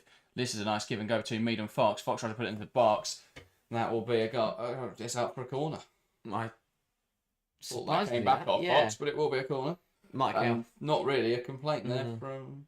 Came off Batcher again, but a good tackle that from Batcher, because again that was a really good combination from Arsenal, and the combinations are starting to cause a couple of issues. And again, that we spoke about, you've seen how Lyon got in behind Arsenal's fullbacks. Arsenal can also try and get in behind Lyon's, and that was a good example of that. But pushing half time now, 5 or so minutes to go, Arsenal looking to get back into there, and they've gone short again. Now McCaabe. It's too slow. Thanks, it's a little in behind to Mead. Puts it across the box. Heaps will get there. Out for another corner. Well, it's a nice routine that didn't quite get the final ball. It was too slow, and then it was brilliantly recovered by Kim Little from that ball to Beth Mead, because that changed it completely. Alex says Carpenter and Ona Battier, the best right backs in the world. And Philly starts about Gwyn as well. Interesting debate. I think Emily Fox in that conversation as well, to be fair. Better from McCaabe. Caldente.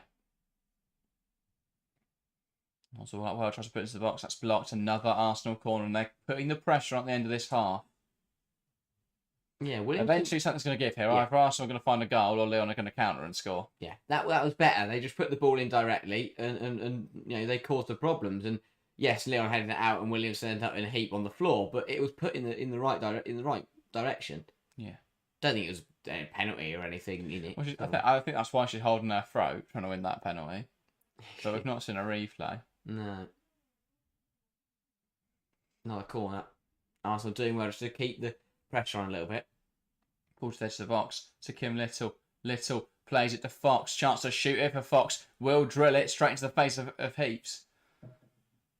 Too slow. Again, it is too slow. 20 players and 40,000 people at the Emirates just watch this ball trickle along the floor and roll to Kim Little. Drill it. If you drill it at Little, you half the time that Lyon have to get out to it. Because that ball goes along and D1H goes, I'm going to run out to this then and block and get in her way. Zip it along the floor and it gets a little so much quicker. The ball can travel faster than any player can, yet they're not making that happen at the moment, Arsenal. No. And that is a ball, an ambitious ball towards Beth Mead, proving there that the ball can travel faster than the player. Yeah, too fast. But I don't get it. It's predictable because it's not predictable, but Lyon can react to whatever happens because the pass is just casually just laid into Little by McCaabe. Yeah. Kim Little is a top footballer. She will be able to bring down a ball that is fizzed at her. At least I'd like to think so. Sends it forwards. Mead with the header. One in there. Ford will put pressure on Gilles. And now's a chance for Arsenal. Ford brings it under her control. Does well to battle for it. Strong tackle. Heaps goes down. That is so soft. That is so soft. Heaps just runs in there knowing that if she just throws herself on the floor, she'll win a free kick there. Ford gets the ball, no? Yeah, exactly. And wow. It's very good. It's smart from Heaps, but again, it's unlucky for Ford. She does very, very well. Was it Agarola? Agarola's down. I think that was a separate I don't incident. think that's related. Yeah. It did look like a foul initially on Egarola. I think she's got sandwiched in between. Yeah, watch here. She got sandwiched in between Mead and Marnham. And then really good from Ford. Really Ford just good. got to keep battling for this. They're not going to show it, but that's a blatant dive from Heaps. The rest giving them. Yeah, it's smart from Heaps, but it shouldn't work. Ford's done well. What's going on here? Oh, I didn't think anything had given there, and Williamson was just jogging along with the ball, and no one was stopping him. The Arsenal free kick. They've come on well at the end of this first half, which I think, yes, I haven't got anything from it so far, but it's encouraging signs. Hopefully, though, it doesn't mean they just think everything's okay and they come out in the second half and try and do exactly what they've done in the first. Little. That's great. Try to send it forward. Wow. Good stuff from Sauerbacher. And it's really well adjusted because the ball hits. She doesn't read the bounce. It bounces up and it spins off the surface, and she does well to just reposition her body and make proper contact to put it out for a throw. It's also 2-0 Liverpool in that game in the WSL as well. Good defending from Egarola. Will that go out for a corner? No, it's kept in. That was a pretty blatant push, and it will be a free kick in there. Vanderonk, no intent to play the ball. Yeah. I think it was. It looked. I think initially it looked like it was higher than it was, but it was just into the chest of Beth. Maybe, yeah, a lot of force behind that. Just elbows are in the ribs, really. Yeah. Yeah, good opportunity for Arsenal. Goal just before the break would be a very good opportunity to score. Clumsy, really, from Vanderonk. Yeah. Again, you're looking at Williamson and Russo back post. Nah, I think it's just get rolled slowly along the floor to Little on the edge. But we'll watch it. And then Little will take the touch and Chawinga will be on her and she'll have to just kick it out of play. How will they make the most of this set piece then? Have they got a routine? Is this getting swung into the box? What is happening? Either way, they've got a minute to do it because there's a minute of additional time in this first half. Ball rolled to McCaabe. McCaabe lifts it in there, headed towards goal on the bar. It's cleared away and hooked away. McCaabe goes down in the area. Calls for a penalty. Mead tries to keep it alive. It's now dealt with and Lyon will look to break. VAR will have a look. McCaabe down in a heap. But it's Lyon breaking away quickly now. Chawinga into Dumornay. Fox will get there, knocks it out of play. And now Arsenal will turn and call for that penalty. McCaabe seething. I'd like to have another look. I'd really like to have another look. Slagers will talk to the fourth official. Yeah, not been given. That's what she's telling her. I'd like to have another look at that one. Really good from Arsenal. Great ball in from McCaabe. Who won the initial header? Russo, wasn't it? Yeah, Russo. It's a brilliant header. Gets behind it. Overhead kicked away. No. No. McCaabe's made an absolute meal of it. I don't know why she's holding her head. Doesn't touch her. And they'll come at the half. And Arsenal quick down the tunnel. But that is half time here at the Emirates. Arsenal 0, Lyon 1. The goal from Kanadia Tadiani breaking in behind. The only difference in this first half so far. Arsenal feel aggrieved there. They didn't get a penalty at the end of the half. I think when they watch it back, they'll all agree that wasn't a penalty. Yeah, McCaabe has sold everyone there. Because he even had Mika initially in real time. It looked like a penalty, but you watch it back. And she backs herself into that Vanderonk and then falls over. It's not a penalty. It's one of those where if they are in operation today, silly. It's never going to be given. And it's something they've got to think about. Obviously, it's something we don't usually have in the women's game. But you've got to be aware of that and know that that's not going to get given. Because even if the referee in real time goes, oh yeah, I think that could be a foul, they'll watch it back and say, oh no, McCaabe's just thrown herself on the floor. It's the type of thing that not to be harsh on them, but it's the type of thing that in the league, without VAR and with the quality of refereeing being a little bit lower, that's given as a penalty because they fall for it and then no one overturns it. European stage, with the highest quality refs in the world and with VAR in operation, that you can't con them. You can't try and sell them for a cheap penalty. Never going to work. And it was silly because McCaabe could have challenged for the ball there, won it off Vanderonk, and Arsenal would have won the ball back in the penalty area. That's why I don't understand it. But overall, I think from a neutral point of view, exactly what you want from a semi-final. Really competitive game. Yeah, nice bit of bite without it being too silly so far. I think it's been a good watch. You know, both sides had chances. Both sides have turned up for the occasion. The Lyon probably been the slight better side, and that is the reason why they're leading. But Arsenal very much in the game. They came on stronger at the end of the half in the last 5-10 minutes. A good succession of corners, a couple free kicks in there, and some decent opportunities. Yeah. But we've already had a goal. Both sides have rattled the crossbar. It's been a really, really good so far. It's been an enjoyable watch, and it's exactly what you want to see. You don't want to see sides winning 10-2 in knockout football. That's just boring. Yeah. You want to see competitive games where both sides are going at, and this is exactly what we thought we'd get today, and it's exactly what we've been given. Yeah, I think the same problem at the moment is impacting both teams. Neither side's really been able to find shots on target. I think that they've both been getting shots away decently. 6 shots to Arsenal, 7 to Lyon, but neither side's created clear-cut opportunities. They've both had big misses as well. The difference is Lyon had another clear-cut opportunity, and that one did go in. Diani's goal, McCaabe in no man's land. Yeah, it was really sloppy. It was something that threatened to happen time and time again. Diani got in behind McCaabe. The ball went in, into the channel, and she had loads of space to work with, one-on-one with Catley, and she was beating her, and that's exactly what happened to the goal. And that's the thing, is that in other players in that situation, it isn't a clear-cut chance, and that is what I think has caught Arsenal out slightly, is that because it is Diani, that becomes a clear-cut chance. Because of the quality she possesses. The way she finds the bottom corner is absolutely brilliant. Because anywhere else in Zinsberg probably gets at least a hand to it. But she puts it perfectly, places it in that bottom corner. Doesn't try and smash it at her. Just hits it nice and hard, low, keeps it down and places it and finds her spot perfectly. And it was a well-deserved goal. It was an issue that threatened to happen time and time again. Arsenal didn't react to it. Lyon took advantage, and they deservedly lead in this semi-final. Oh yeah, but when we've seen it throughout the half, Diani's had the freedom of the Emirates Stadium to run around, and the problem is when you give a player like that space to utilise, and Arsenal know that that's where the space is. Sorry, Lyon know where that's where the space is. Lyon have played down the right-hand side every time, and that's why we've seen Diani constantly on the ball. I think it's quite an obvious weakness in this Arsenal setup that Lyon are exploiting over and over again, and it's only resulted in 1 goal so far, but it easily could have been a couple more had things panned out differently. I think Catley has done well, and I know that's the point of the system, is that Catley will come across and deal with that, but the problem is when Catley doesn't, Diani's then into score. Yeah, and the other problem is that this isn't a mid-table club in the WSL, this is Olympique Lyonnais, that is Diani running in against Seth Catley, and Seth Catley is a very, very capable defender, and she will deal with 80% of attackers, but the problem is today they're playing against that other 20% that have the beating of her. And that's true, but also the fact that she has no cover. So normally, if Vouty was playing, Catley would be able to go out wide and deal with that. Vouty would probably drop in and cover her. Caroline Tayshia's not really doing that, and she has no cover, because if Williamson comes across, then suddenly Chawinga and Dumornay have got all the space in the box, and Fox is having to deal with both of those.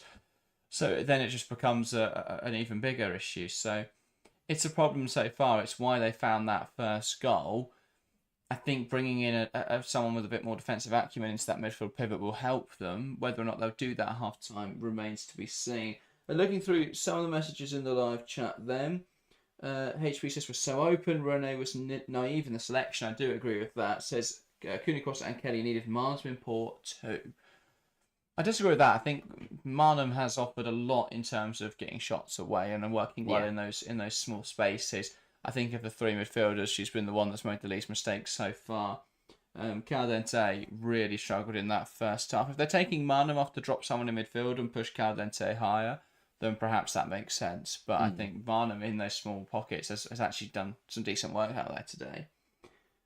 Phil says they could, but we hit the bar and Marnham misses that header. That's the thing. I think Arsenal have had chances. They haven't taken them. But equally, Lyon have had chances they've not taken. Vanderonk's effort, and which was just wide. That really should have gone in. And the chipped one from Dumornay, that easily could have dropped in. And this could be 3-0 Lyon. That's the problem for Arsenal so far, is they have ridden their luck at times, and yet they still find themselves a goal behind. But I think there are some pretty evident changes that Arsenal can make that makes quite a big difference. So I think we will see changes. I expect at least a substitution at half-time. There will be changes to the way Arsenal set up slightly, because they'll have learned from that first 45 minutes. But there's nothing in that first half that's massively surprising. Yeah, that's the thing. That's the way I look at it. Is that obviously that's why I don't think there's any need to panic for Arsenal, because in the final third and when they're on the ball, they've been in the game. Their problem has been in when they've been defending and had issues where Diani's getting in. Looking at that first goal again, that back line on a slant, that's outrageously bad defending. Yeah, there's no organisation because again though the problem is what's happened there is they've got sucked in, and it's something you see actually a lot of youth football in lower league football, is that McCaabe's been caught out, so Catley's ran across to try and deal with it. Williamson's gone with that, and Fox hasn't. The ball gets turned over quickly in midfield, so McCaabe being a little bit higher makes sense, but she's still not really in position. Yeah. And then, as you say, Catley's high, and the problem is Fox and Williamson can't push up that high because that would be over the halfway line. So Diani will just be onside whatever happens. Well, that's the problem though. And suddenly it's just a diagonal line across the pitch. Williamson went with Catley was the problem. Fox didn't, and that's why Diani was onside there, because it was a split second decision from Williamson to decide to jump up with Catley because Catley's gone running off to try and deal with something. There, you need that experience to just stay as your back three and let Lyon run at you, because that will give your other teammates time to get back in. McCaabe will recover in that time. This Dumont effort though, classic overplaying from Mead and Ford, and then I don't know what Catley and McCaabe are doing in their own 6-yard box. Yeah, it's really bizarre. They get away with it massively. Zinsberger's off their line because their side have got the ball on the halfway line. Again, though, you have to give credit to Dumont. It is a brilliant effort, by the way, to hit the bar from there. Does very, very well. Very unlucky to not go in. And then, Catley and McCaabe just don't communicate, and the ball just falls between them, and Chewinga walks in and goes, well, thank you very much, I'm going to take that and try and create an opportunity. Yeah. So it just... I think that's the thing for Arsenal. There's been really positive signs.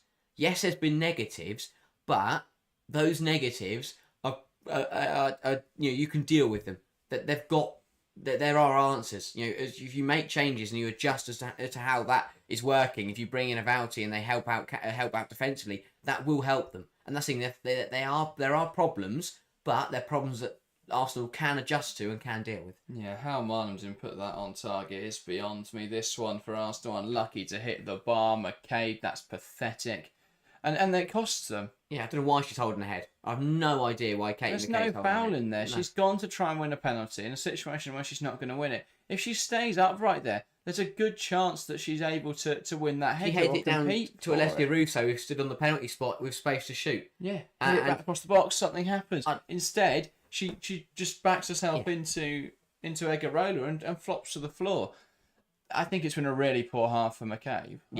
I've really seen her attacking output, and we've seen her caught out so much defensively. Yeah, and I get some Arsenal fans love her, some really don't like her, but again though, it's a big game. It's a Champions League semi-final where we're watching McCaabe get caught out, and I know Arsenal fans probably will never want to admit it, but when you look at who in this starting 11 for Arsenal is holding them back from winning these kind of games and going on to win trophy upon trophy, I think McCaabe is probably one of the people you're looking at.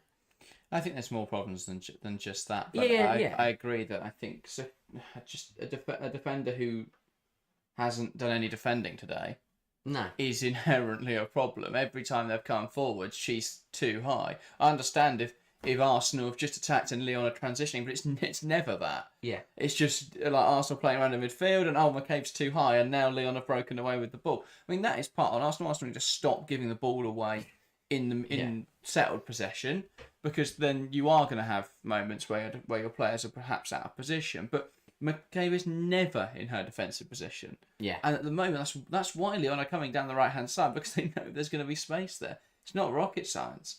So, we've seen a lot of success for Lyon down that right-hand side. People would say that, I'm not saying Fox has done well in this game, but it looks like she did a brilliant game of keeping Chewinga quiet, because we haven't seen Chewinga. But that's because Lyon aren't giving her the ball, because they're going, right, we've got the ball, give it to Diani, because she can just run into the space. But I think that, again, you speak about that overplaying. Go long, back Alessia Russo to get something on it, to either in behind or to hold it up, because she can do that. Russo hasn't been involved in this semi-final because Arsenal haven't got her involved. You think the one moment we've seen from Russo was that free kick from McCaabe that loops into Russo, and she gets half a chance there, manages to hit the crossbar.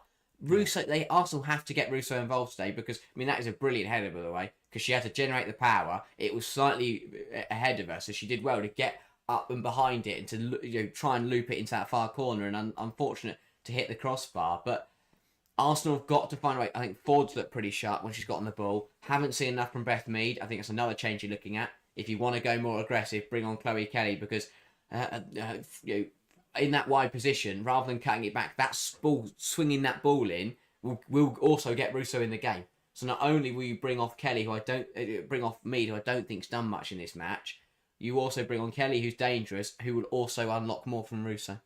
Yeah.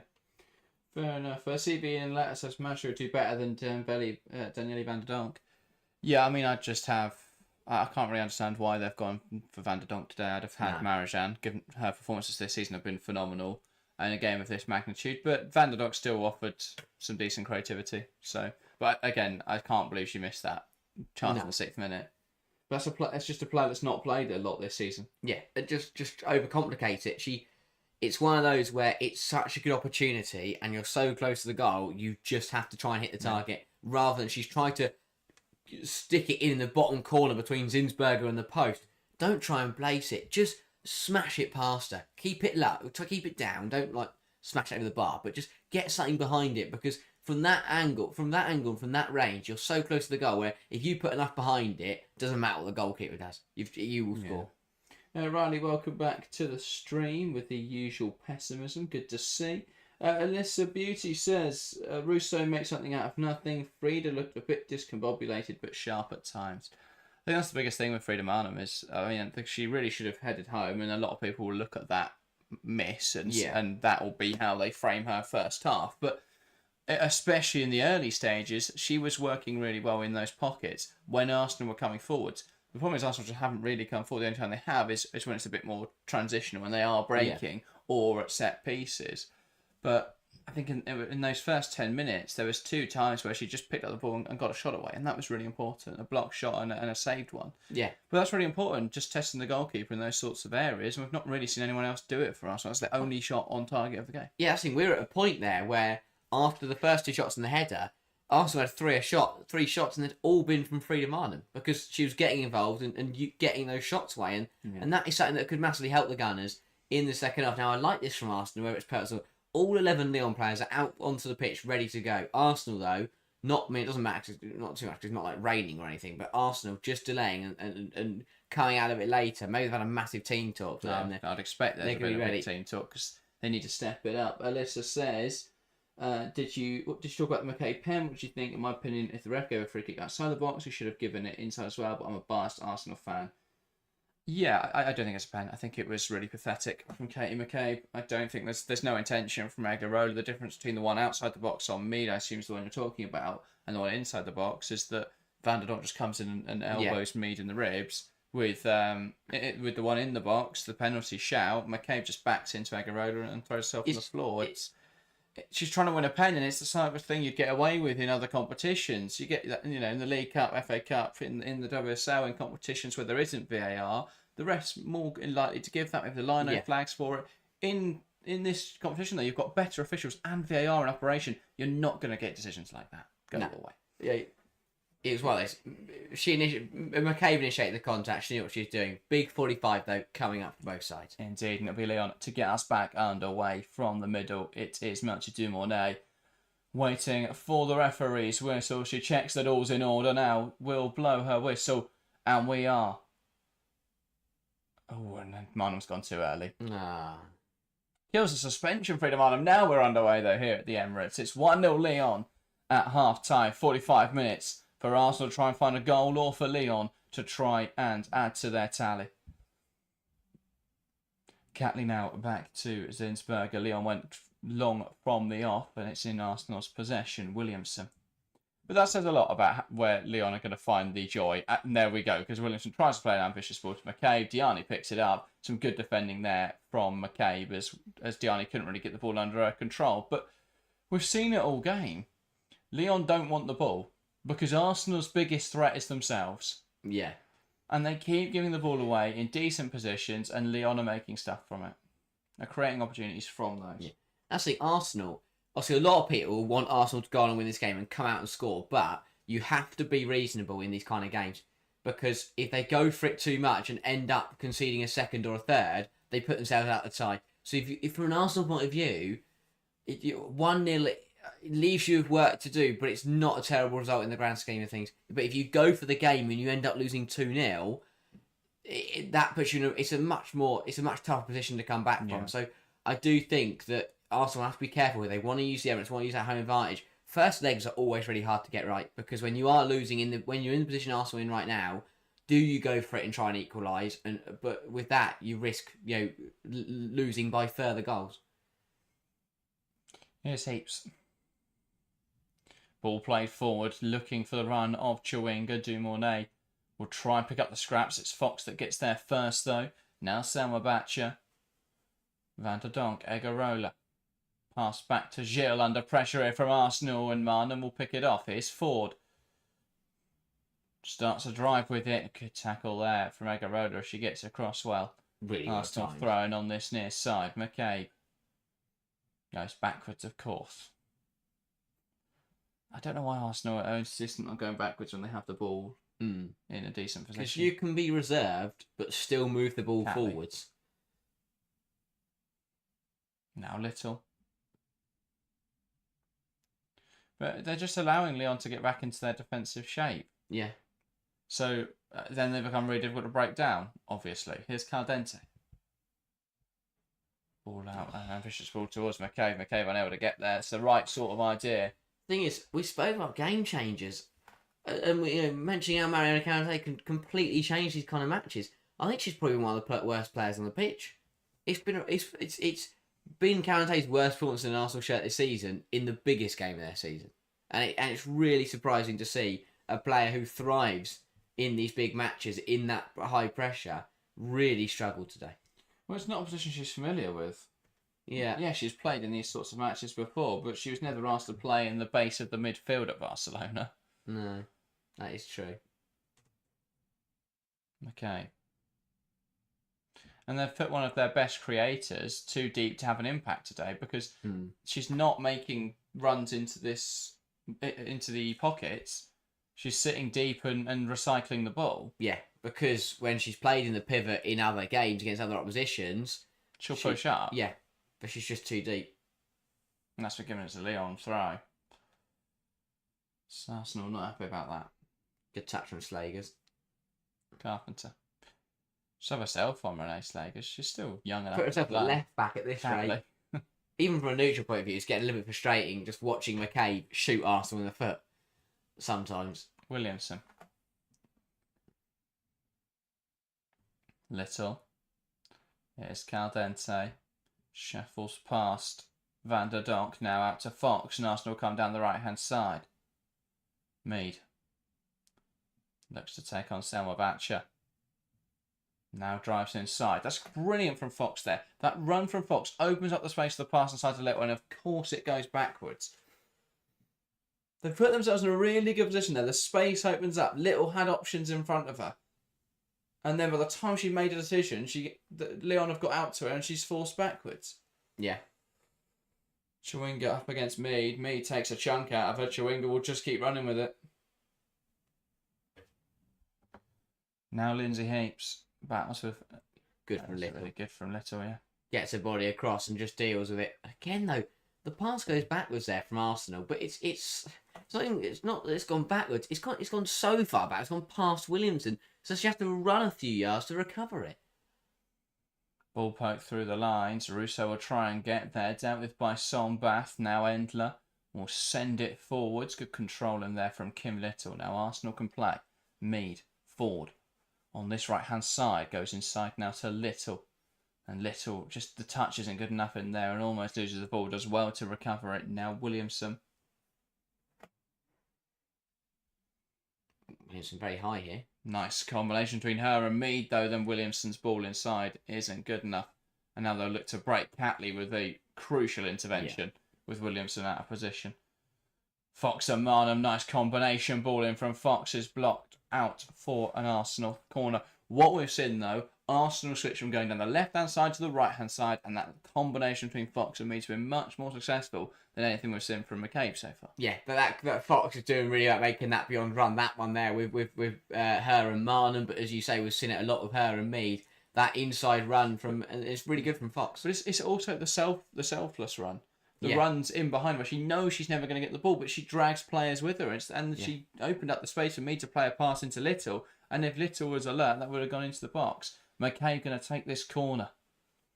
Ball into the box. And that is headed away. It's kept alive here, though. Catley looking to deliver. Goes back to Fox. Be swung into the box. Takes a big deflection. That ball from Fox wasn't great. No. Didn't really catch it right. Again, Arsenal got to stop looping it in the air because it gives... Mead. Nice poke to Marnham.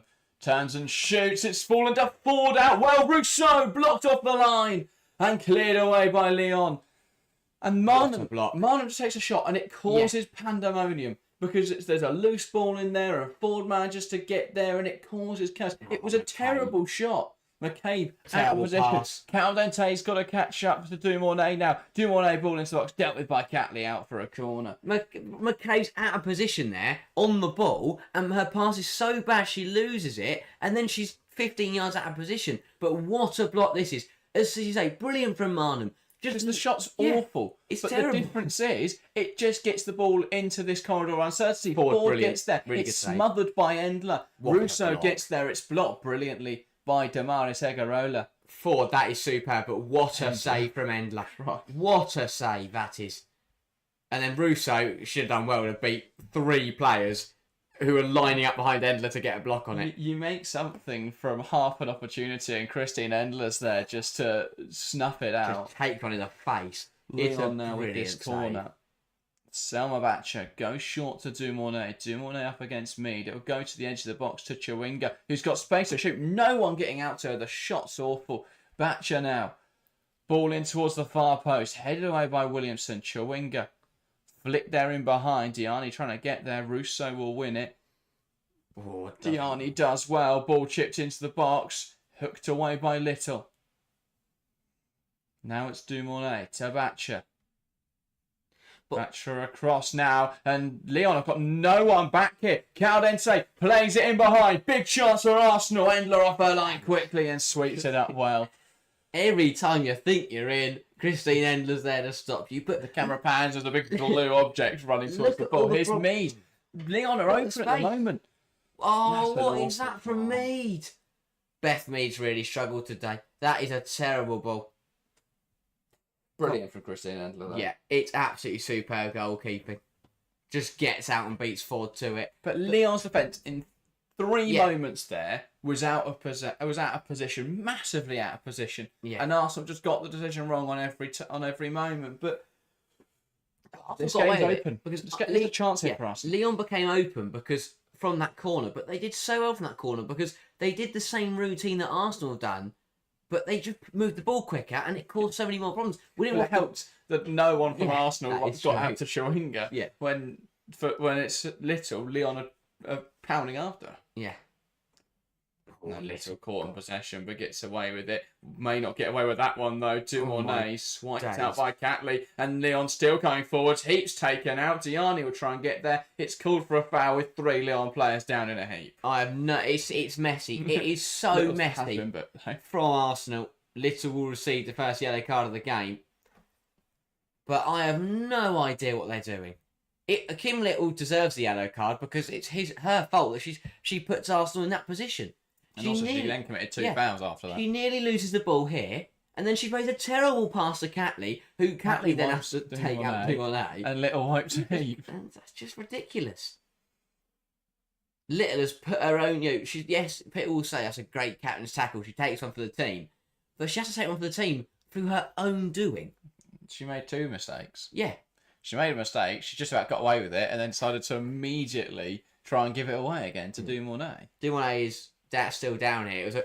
I think it was a fair tackle from Catley. But definitely firm. Yeah. I don't know. That second leg coming through, it's a little bit nasty. And Little gets this again.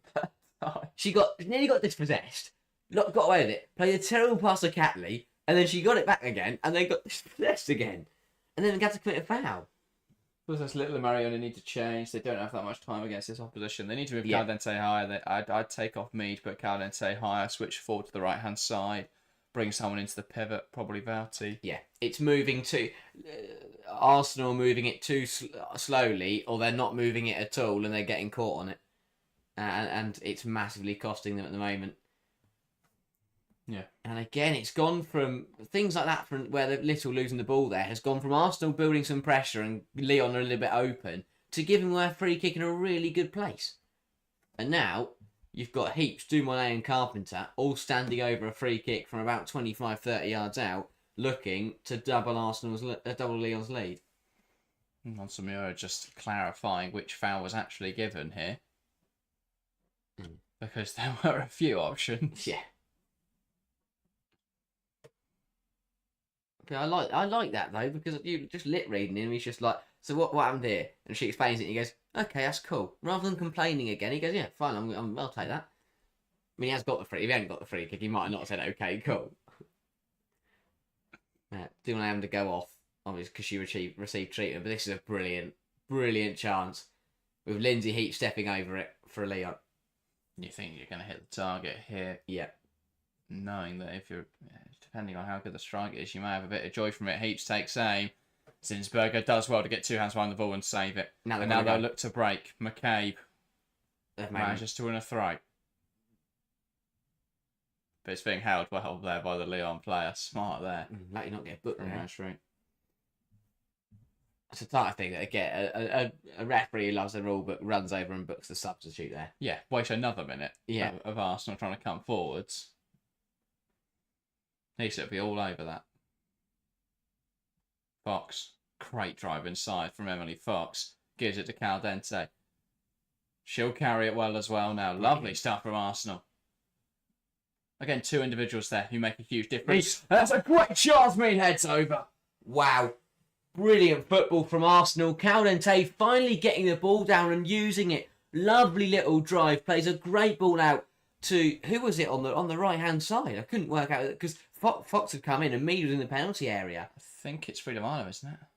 Yes, Marnham and Mead had just swapped in that moment. It's a fantastic ball from Frida Marnham. And Mead just heads over, just gets under it. Renard heads that away. Where Sombat.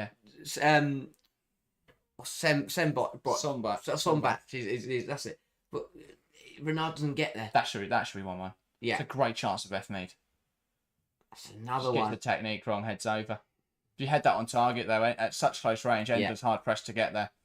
Marnham does well, and now Little has the ball, and they'll try and turn it the other way. Mead. Here's Little, caught in possession again. Ridiculous from Kim Little. I think she's got to come off. Now she's on a yellow card as well. I was going to say, she's the second highest Arsenal appearance holder. I think she's in the Champions League. I think she's going to rank first, the player most dispossessed in the Champions League semi-final at this rate.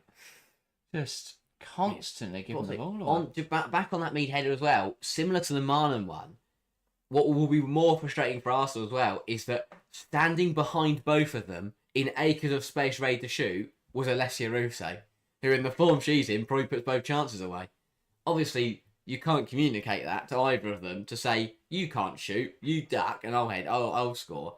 But again, it's just the chances Arsenal are having. They could easily be level in this semi-final, and then it's a completely different game. They've got to use the fact that Renard's not on the pitch. There's been chances that Lyon just don't concede with Wendy Renard on there. You're not going to get that joy in the second leg if she's back fit next Sunday. I'd get Chloe Kelly on and just put that ball in the box. Yeah. It's the kind of game where you consider a black stance because you've got two strikers in the area. Yeah. And in a game like this, yes, I hate having to see Russo running around and attack midfield, but if she's in that position that Mead was in there, she scores. That's the simple difference of it. Yeah. I'll back her to score because of the form she's in, because of how excellent Russo's been this season. Gianni breaking in towards the box. Catley sees her wide, but she still gets the ball in. Fox deals, and now Arsenal look to break. Marnham to Mead, that ball's got to be in front of her. And now Little go backwards. Yeah. Wow. You can predict the Little pass because it's always backwards.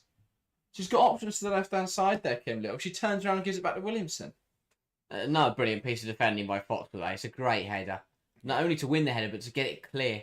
Top player, Fox. Caldente getting on the ball now, causing problems. Plays it wide into Caitlin Ford. Looks to take on Heaps. Ford lays it to Caldente. Ball into the box. Mead heads it across. Oh, it's this! Flags up anyway, but what a chance. Misses the ball. Another one. It's another chance. There's still 1-0 Lyon. The flag's gone up, but obviously again, was it offside? It's brilliant from Ford and Caldente. What a ball from Caldente. Mead, she's on. Mead's on. So that would have counted if Marlon had just made contact with it. What a chance. Oh, does she not get the... Oh, she does. She ducks and closes her eyes. And right on cue, double change for Arsenal. Blackstenius for Marnham and Kelly for Mead, you'd assume. Yes, exactly. The exact changes I said a second ago. That's what Arsenal need. 2 strikers in the box, bit of aerial threat in there. Marnham's missed too many chances today. And Blackstenius, for all her faults in front of goal... Cause that. She turns up in moments where they need her. She does. What a chance that is. But as you say, why? I don't get... Well, ask Leon to start playing with Kelly still running onto the pitch. But don't know how that's been allowed. At this level, in a Champions League final, you cannot close your eyes when you're heading the football. No. I don't understand it. I don't get it. Come on, possession. Chance for Blackstenius. Plays it to Russo. Why is that not shot? I think she's got it wrong. I think she just scuffed it wrong. Yeah. How have Arsenal not scored in this game? This is unbelievable. Huge error from Christine Endler. Tries to play out, is caught in possession. Russo gets in front of it, blocks it to Blackstenius. She rushes and scuffs the shot. She had time to take another touch and set it in front of her. Unbelievable that Arsenal have not found a goal today. Ford tries to come inside. She loses the ball and hacks down Diani. It's another one that I think she'll be lucky. And Cartman has asked for a card there, so that should be a yellow as well. Yeah.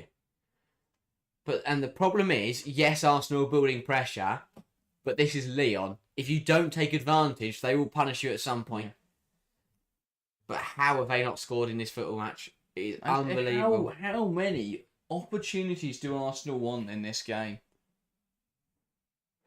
It's crazy.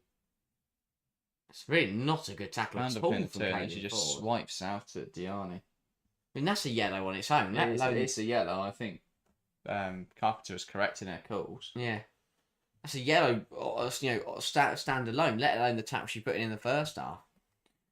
By the way, man, this will go under the radar. Manchester United just drawing 0-0 with West Ham isn't what they need. No.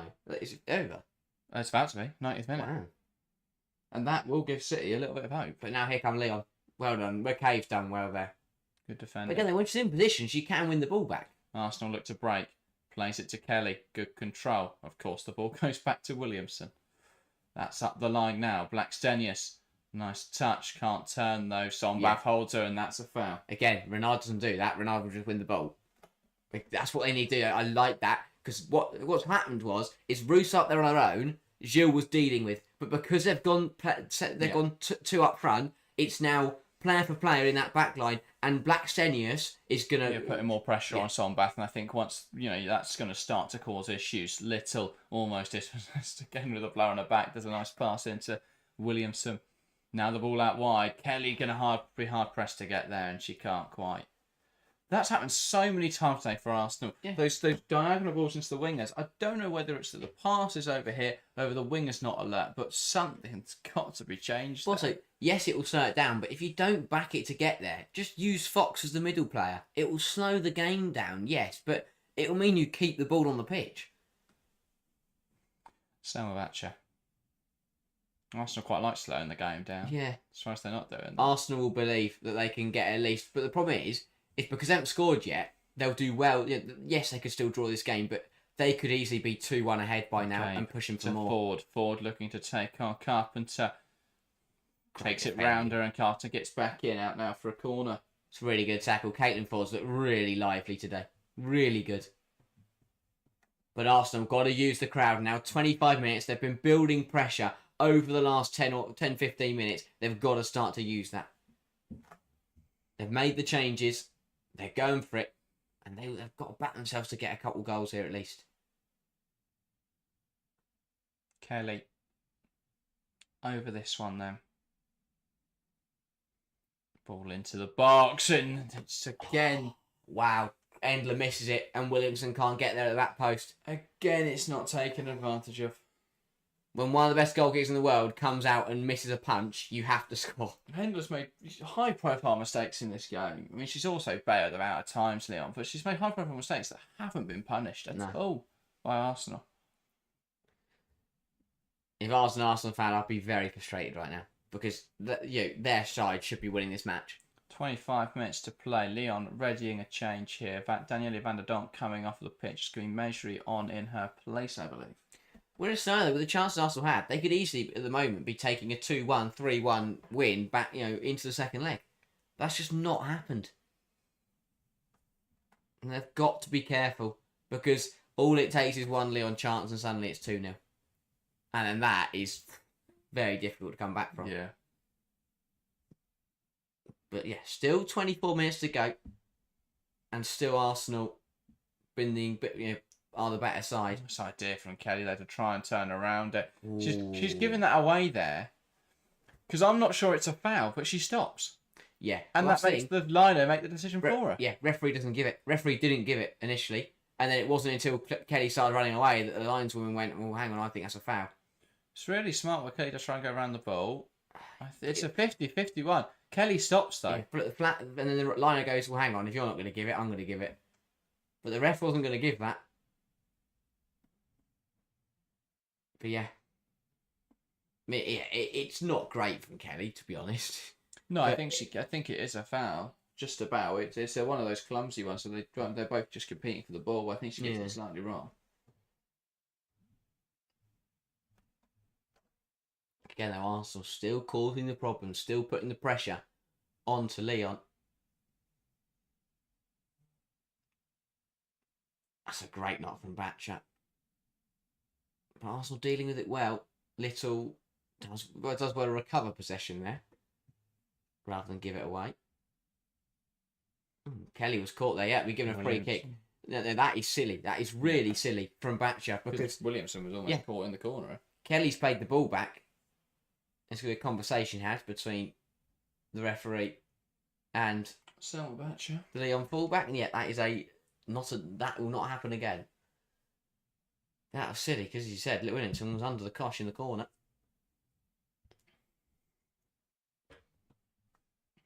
You still fancy Arsenal to get something from this, but Lyon are still ahead, is the thing. Forgetting, by the way, with that Caitlin Ford one, the added tension is that Ford was on a yellow. Is she? From the 3rd minute, apparently. I forgot about that. I don't know if it was not shown on our broadcast. So, did she go back and get booked for the first time she put in? She put a late tackle in early doors, didn't she? And the advantage was played. So I'm guessing it was they went back and booked her. Yes, I do remember that foul now. Yeah. I don't think the yellow was ever shown on our broadcast, no. So actually, probably lucky to still be on the pitch. Well, that is the argument, isn't it? She's not having now because she thinks she should have had a corner. It's been given us a goal kick. But it's interesting because Ford had already made that stupid tackle on Diani that could have seen her off. Yeah. It's interesting that Sagers has continued to back her and took Mead off. Yeah, I know Ford's been very effective this season, but she seems to have just got sucked into this game a little bit too much. She's played well, but the aggression has been the part of the game that she needs to just be careful of. McCaabe does well. I don't know why she's thrown herself on the floor. Well, that time it's won a free kick. But she kind of just sandwiches herself between Heaps and Diani and then goes, I'm going to jump on the floor. Yeah. The problem is like, yes, I can still see Arsenal levelling in this match. But is that enough to go to the second leg and then get another positive result against Lyon? Whereas in this game, they could be clear. And they've not found that levelling goal yet. No. And I think they'll still have chances. They've had chances in this game. They've not taken them. McCaabe over this free kick then swings it towards the back post. Endler will claim it well. And now Lyon will go. That is a great ball. 1-on-1 between Catley and Chawinga. Catley does very well. That's a Fox. That's Fox. Fox does very well. Again, as she's done all game. Caldente into Emily Fox. Williams just throw the ball at the line. It's cut out really well by Sarbatcher. What you notice though is there's some players on this pitch for Arsenal that are good enough to play Champions League semi-finals, and there's others that aren't. Yeah, that's a clear distinction. Players like Fox have been absolutely excellent today, and there's certain others on the pitch who haven't met the standard, and they've consistently given the ball away and consistently struggled to just break through the lines and then trouble Lyon and miss chances, and that's been the problem. I think Arsenal are in a real build process, but when they're looking at this summer, what they need to be adding players of that highest caliber, players that will come in and offer them that Caldente and Fox-like impact. They've got to learn from their January window last year, the summer window most recently. Yeah. Bringing in those players who can come in and make a serious impact. Kelly, Russo. Force back. Here's Kelly. Trying to play it. Got away with one there. Wasn't really the space for it. Catley knocks it wide. McCaabe here, high up the pitch. Chloe Kelly. Why have Kelly and Ford swapped? Caldente. So that they can't cross the ball. Catley. I don't get it. Now Williamson. Kelly's biggest strength since he joined Arsenal has been putting that ball into the box and getting it to the likes of Russo and Lyon's biggest weakness today has been defending aerial balls. So swap them over so they can't cross the ball. Make sure they can't cross. And Ford's biggest strength has been meeting those crosses at the back post. Make sure that can't happen either. Measuring.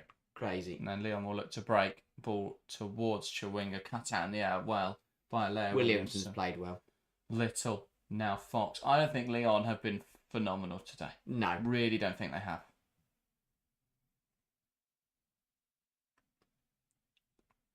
But they're still winning, and that's the problem for Arsenal. This has been an off day for Lyon. Yeah. Fox back towards Mariona Caldente. Ball into the box. Dealt with well by Sombath. Chawinga tries to break one back in there by Williamson. Arsenal high up the pitch. Fox to Ford. It's got to go in the box. Yeah. Caldente. Ford. Caldente. Will drive inside now with the ball. Mariana Caldente through the lines. It takes a huge, important deflection off of Vanessa Gil, and it's a corner for Arsenal. Egarola gets there again. She blocked one off the line. She's been absolutely brilliant today, Egarola, and has bailed Lyon out at times, but brilliant from Mariana Caldente. And if it wasn't for that slight touch, that ball was going through to Alessia Russo. Corner for Arsenal. 17 to play. 9th corner of the game.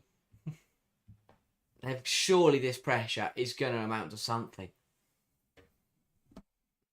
A little over a quarter of an hour left. Ball into the box, and it's again headed on wide by Leah Williamson. Glanced on at the front post, beats Endler to it, but no one can get there at the back post. Brilliant run, gets away. Oh no, it wasn't. It was taken away from Williamson by Blacksenius. Oh, wow.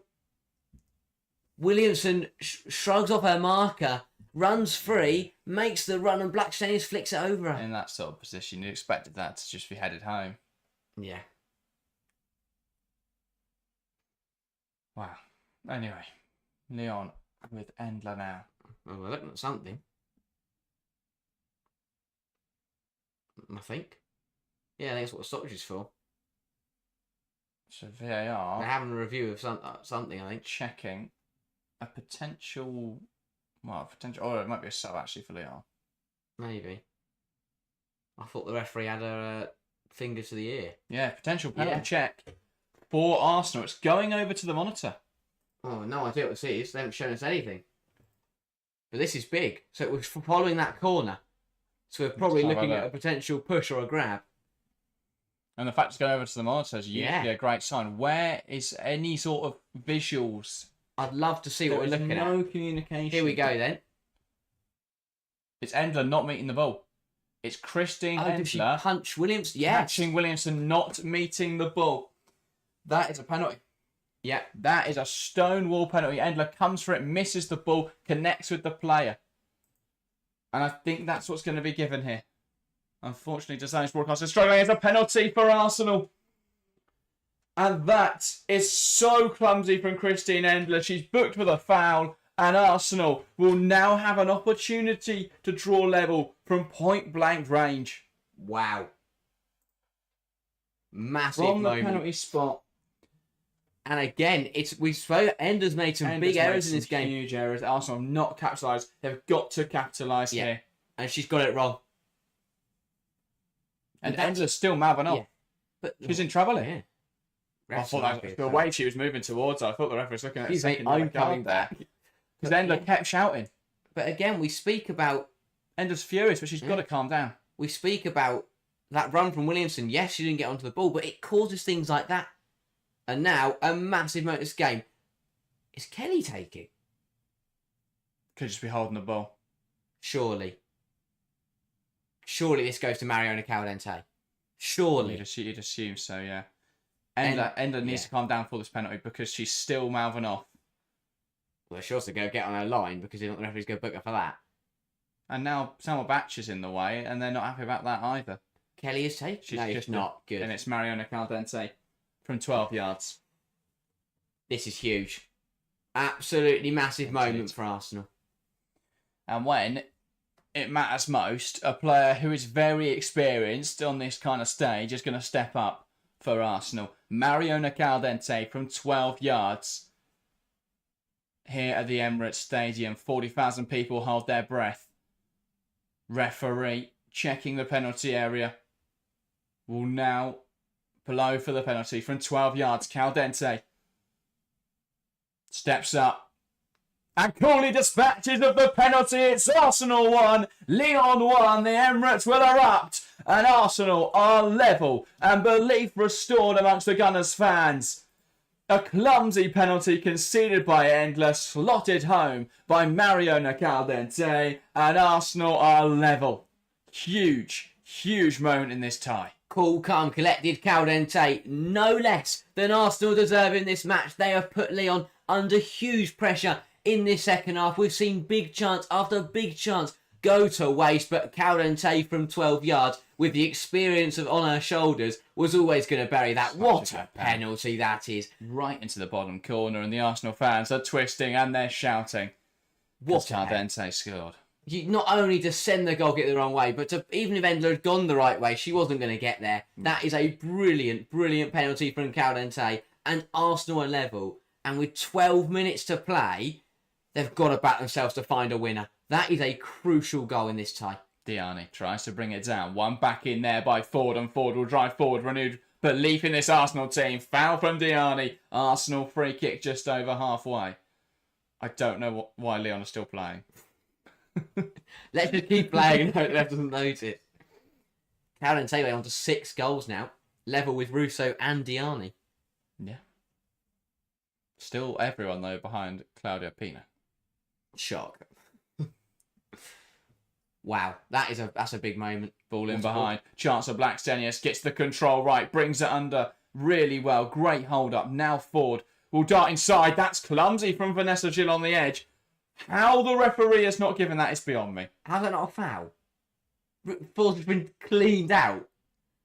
And this is becoming very scrappy. Diani and Caldente are wrestling off the ball. Will win it back in there. With 10 minutes to play plus additional time here. This game's got that bite back. This game's got that energy to it now. Arsenal believe. Lyon feeling frustrated. Here's Steph Catley. Pass across to Little. Little pokes it into Russo. Russo loses the ball in there. Big tackle from the Lyon defender. Now Lyon coming forwards. Dumornay. Plays it inside. Heaps. Back towards Dumornay. Now out wide to Salma Batcher. Ball into the box. Headed away by Leah Williamson. And that's Russo to Caldente. And now Arsenal will counter. Nice football. Caldente plays out to the right wide space. Here's Chloe Kelly looking to take on the defender. Takes the aim over the bar. Wrong decision from Kelly, but really good from Arsenal. Again, they're turning it up.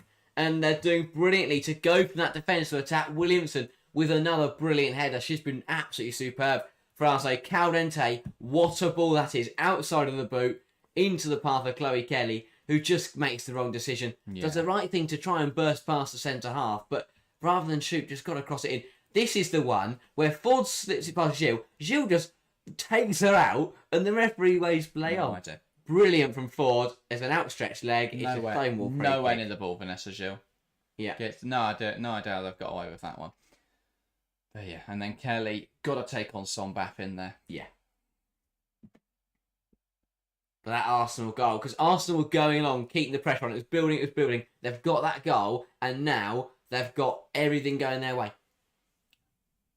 Masri into Dumornay, bursting towards goal. Welchie, Dumornay, and Lyon have a winner here potentially. Arsenal 1, Lyon 2. Dumornay broke in behind, slots it past Zinsberger. And that is a huge goal. Just as quickly as Arsenal restored parity, Lyon break back and Lyon score. Melchior Dumornay. And that's a huge goal. And Renard's getting them all in a huddle from the subs bench. That's what Lyon do. You can huff, you can puff, you can have chance after chance. You can get yourself back in the game. But 3 passes and suddenly Dumornay's in behind. It's too easy from Arsenal. So weak from Arsenal. Too easy. And they punish you again. Furious because it's just too easy from everyone involved.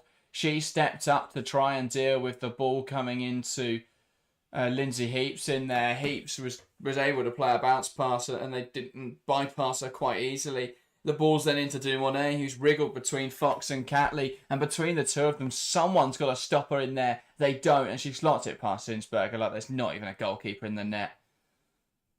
Wow. Too easy. All too easy for Lyon. It's what Lyon do. You can be in control of the game. Arsenal have been in control of this second half. They deservedly got back in the game. They should be 2 or 3 goals ahead with the chances that they have had today. But Lyon do what Lyon do best. This is why they win trophies.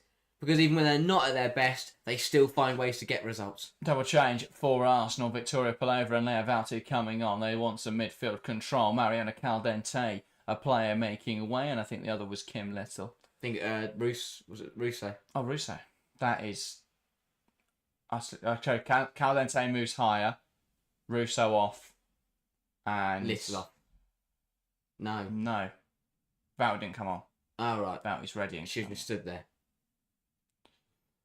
Fair enough. What can Pelova give to Arsenal? I think Ford might be off, actually. Yeah, Valti's on for Ford. Calente's moved on to left wing. How Arsenal could lose this football game is incredible. Lyon come forwards again. Dumornay. Now Heaps. Ball out wide to Samuel Batcher.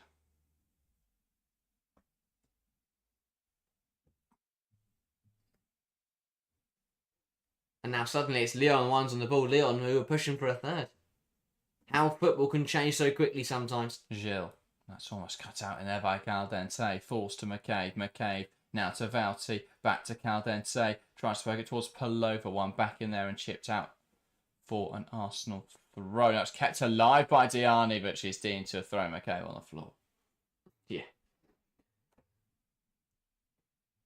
Oh, I just can't believe it. I really can't believe it. So bad defensively from Arsenal. Individual errors, just catching them out. And Leo, it's too easy for Lyon just to play through them. And Dumornay fired it past. It's so Lyon. It is so Lyon. It's exactly what they do. Because they were awful this second half. Yeah. Arsenal have been in complete control of the second half. Here's Dumornay. Trying to burst forwards. A few players committing a foul in there. They'll get away with it though. Making up for the one where Ford just got taken out and the ref walked off. Big 5 minutes now. There's letting the game run and then there is just neglecting to do any refereeing.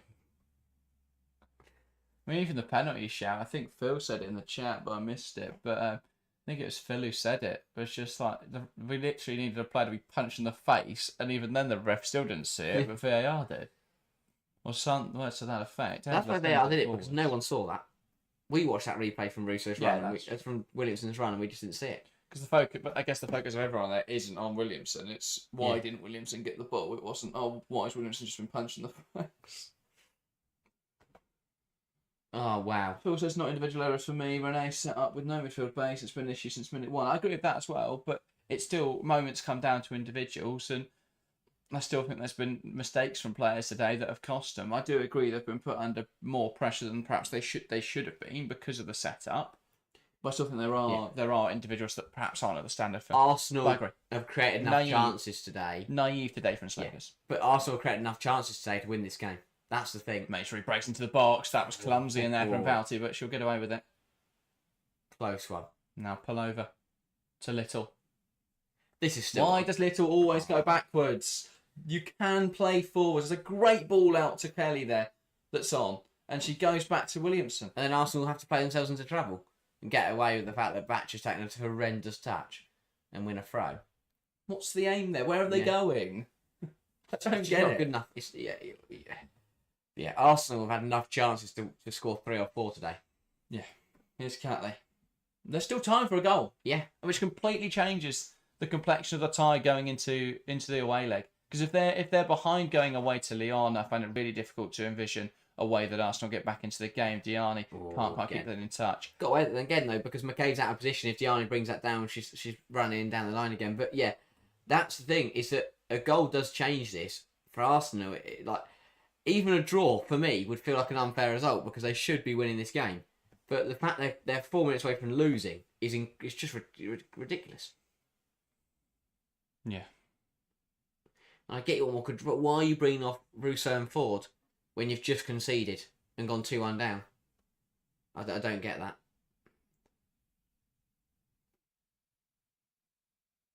I think there'll be a lot of Arsenal fans wondering what on earth's happened here. Well, not what on earth's happened here, but how. Just... Football's a funny sport sometimes. Gilles back to Christine Endler.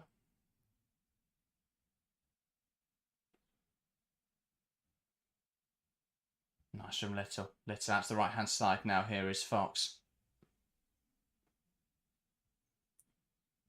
I've got to use Kelly there.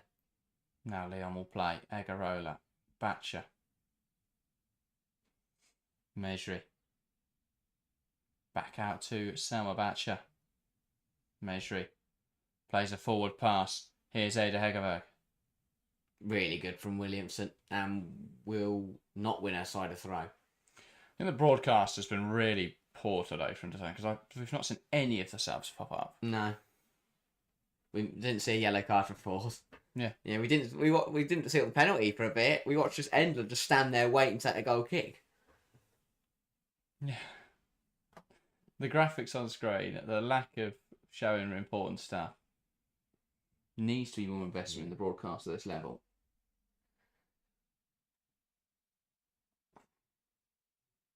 This is crazy. I just find this crazy, to be honest. Zinsberger, now Catley. Back across to Zinsberger. Vouty. Catley. Zinsberger. Now Williamson carrying it forwards. Plays through the lines, and that's picked up on there. All goes forward. Big last couple minutes now for Arsenal. If they can take a draw to Lyon next week, that is absolutely massive. 2-1 down leaves them work to do. Phil says, to be fair, we've given a seriously good Lyon team a good game here. Not the result we wanted, but it's not like we went into this as favourites or even equals.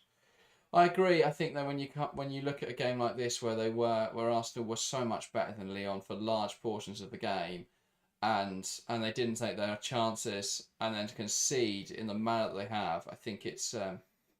I'd be frustrated if I was an Arsenal fan. I'm frustrated as a neutral. Ball poked through towards Diani. Into the right sort of area. Chance now for Mejri. That should be 3-1. Wow. It's cleared away in there by McCaabe. Let off there for Arsenal. Batcher. 5 minutes of additional time. Still time for a goal in this game. I think Arsenal have got to be careful because obviously they can't afford to go 3-1 down because at that point, Lyon can cruise control the tie. For absolutely no. But yeah, it feels like a massive missed opportunity today for Arsenal. Yeah. If they get a point, then that will reconcile it a little bit, and will give them something to fight with. But if they do lose this match, it will feel like a massive waste. Too easy. Carpenter, just running past everyone. Well recovered by Caldense. Fell over. Oh, overplaying it. There. Hegerberg. Now Diani. Options ahead of her. Tries to find Dumoulin. Really well, good. there's Innsberger and good defending. Yeah. Phil says, you're frustrated as you'd rather play us in a potential final. Oh, no, I'd hate that. Because if Arsenal did somehow win that Champions League final, that would just be really difficult. Yeah. Yeah, can't think it's still got 90 minutes away and 180 minutes if you're Barcelona. I also wouldn't want an asterisk on it. Not in the sense that Arsenal aren't a good team, but I think if we won the Champions League to Arsenal, Arsenal fans would still go, oh, but you only beat Arsenal. How late has that free kick been given? The referee's played a good 10 seconds on there and then decided to give the free kick. Segurola down. She's been involved in everything today for Lyon. Defensively, has kept them in the game. Frida Marlon could have scored a hat-trick of headers. Russo had one off the line from Egarola. Just, obviously, the penalty that did go in. Mead had a massive opportunity when the ball was put in. Just, wow. Just so many chances for Arsenal today. Yeah. Endler made a one-on-one save to deny Ford.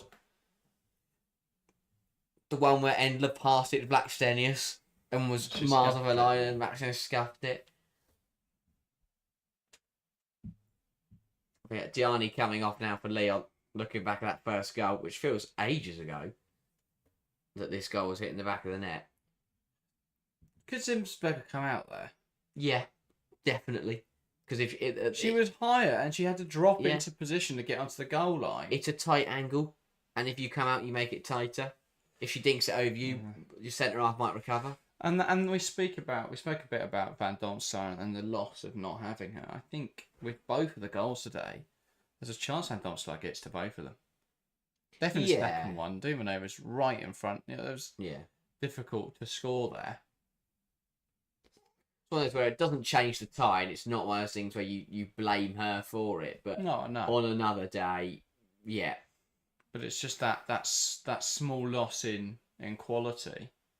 It can make a huge difference in those moments. I think it's the same across the board, though, with a lot of moments in this game.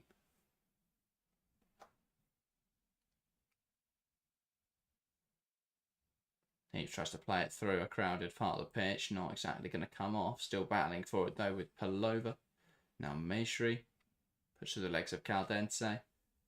Forced back now is Carpenter.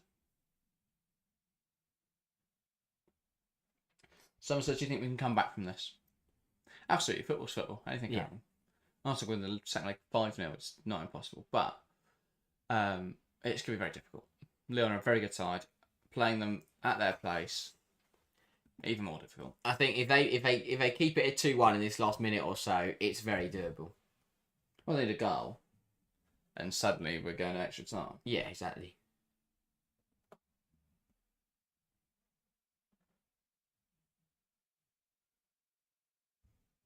Because it wasn't like Lyon had been poor for the whole game. First half, they were good. And Arsenal still competed. Second half, Lyon had dropped off and Arsenal got better. Dumoulin. Thought she was offside there, Meshri.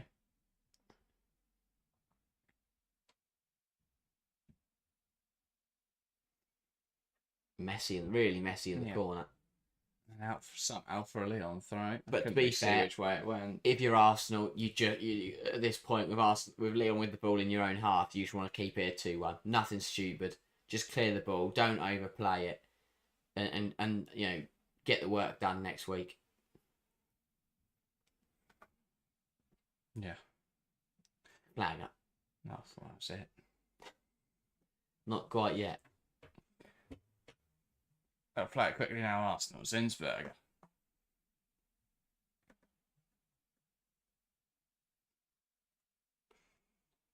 Why has this not been launched? I have no idea. We didn't see anything because they cut the Slagers instead of actually showing the football match. But Because not only will he give you a chance, but also 95th minute, you and put it's yourself under pressure. slowly playing it out from the back. It's just really, really naive and really stupid stuff. Yeah. They've gone backwards too often, Arsenal. It's just decision making today has been really poor. And that's what's let them down. Here's Zinsberger. I don't know what is currently happening. It's little. Ball lifting by. Chance now for Blackstone. Is headed away by Endler. Endler does And that was probably it. The last chance of the game. The first leg ends. Arsenal 1, Lyon 2. There were chances there Arsenal couldn't take. It was a close one. They gave Lyon a game. Lyon too open. Too open today. They conceded too many chances. Another day Arsenal take those.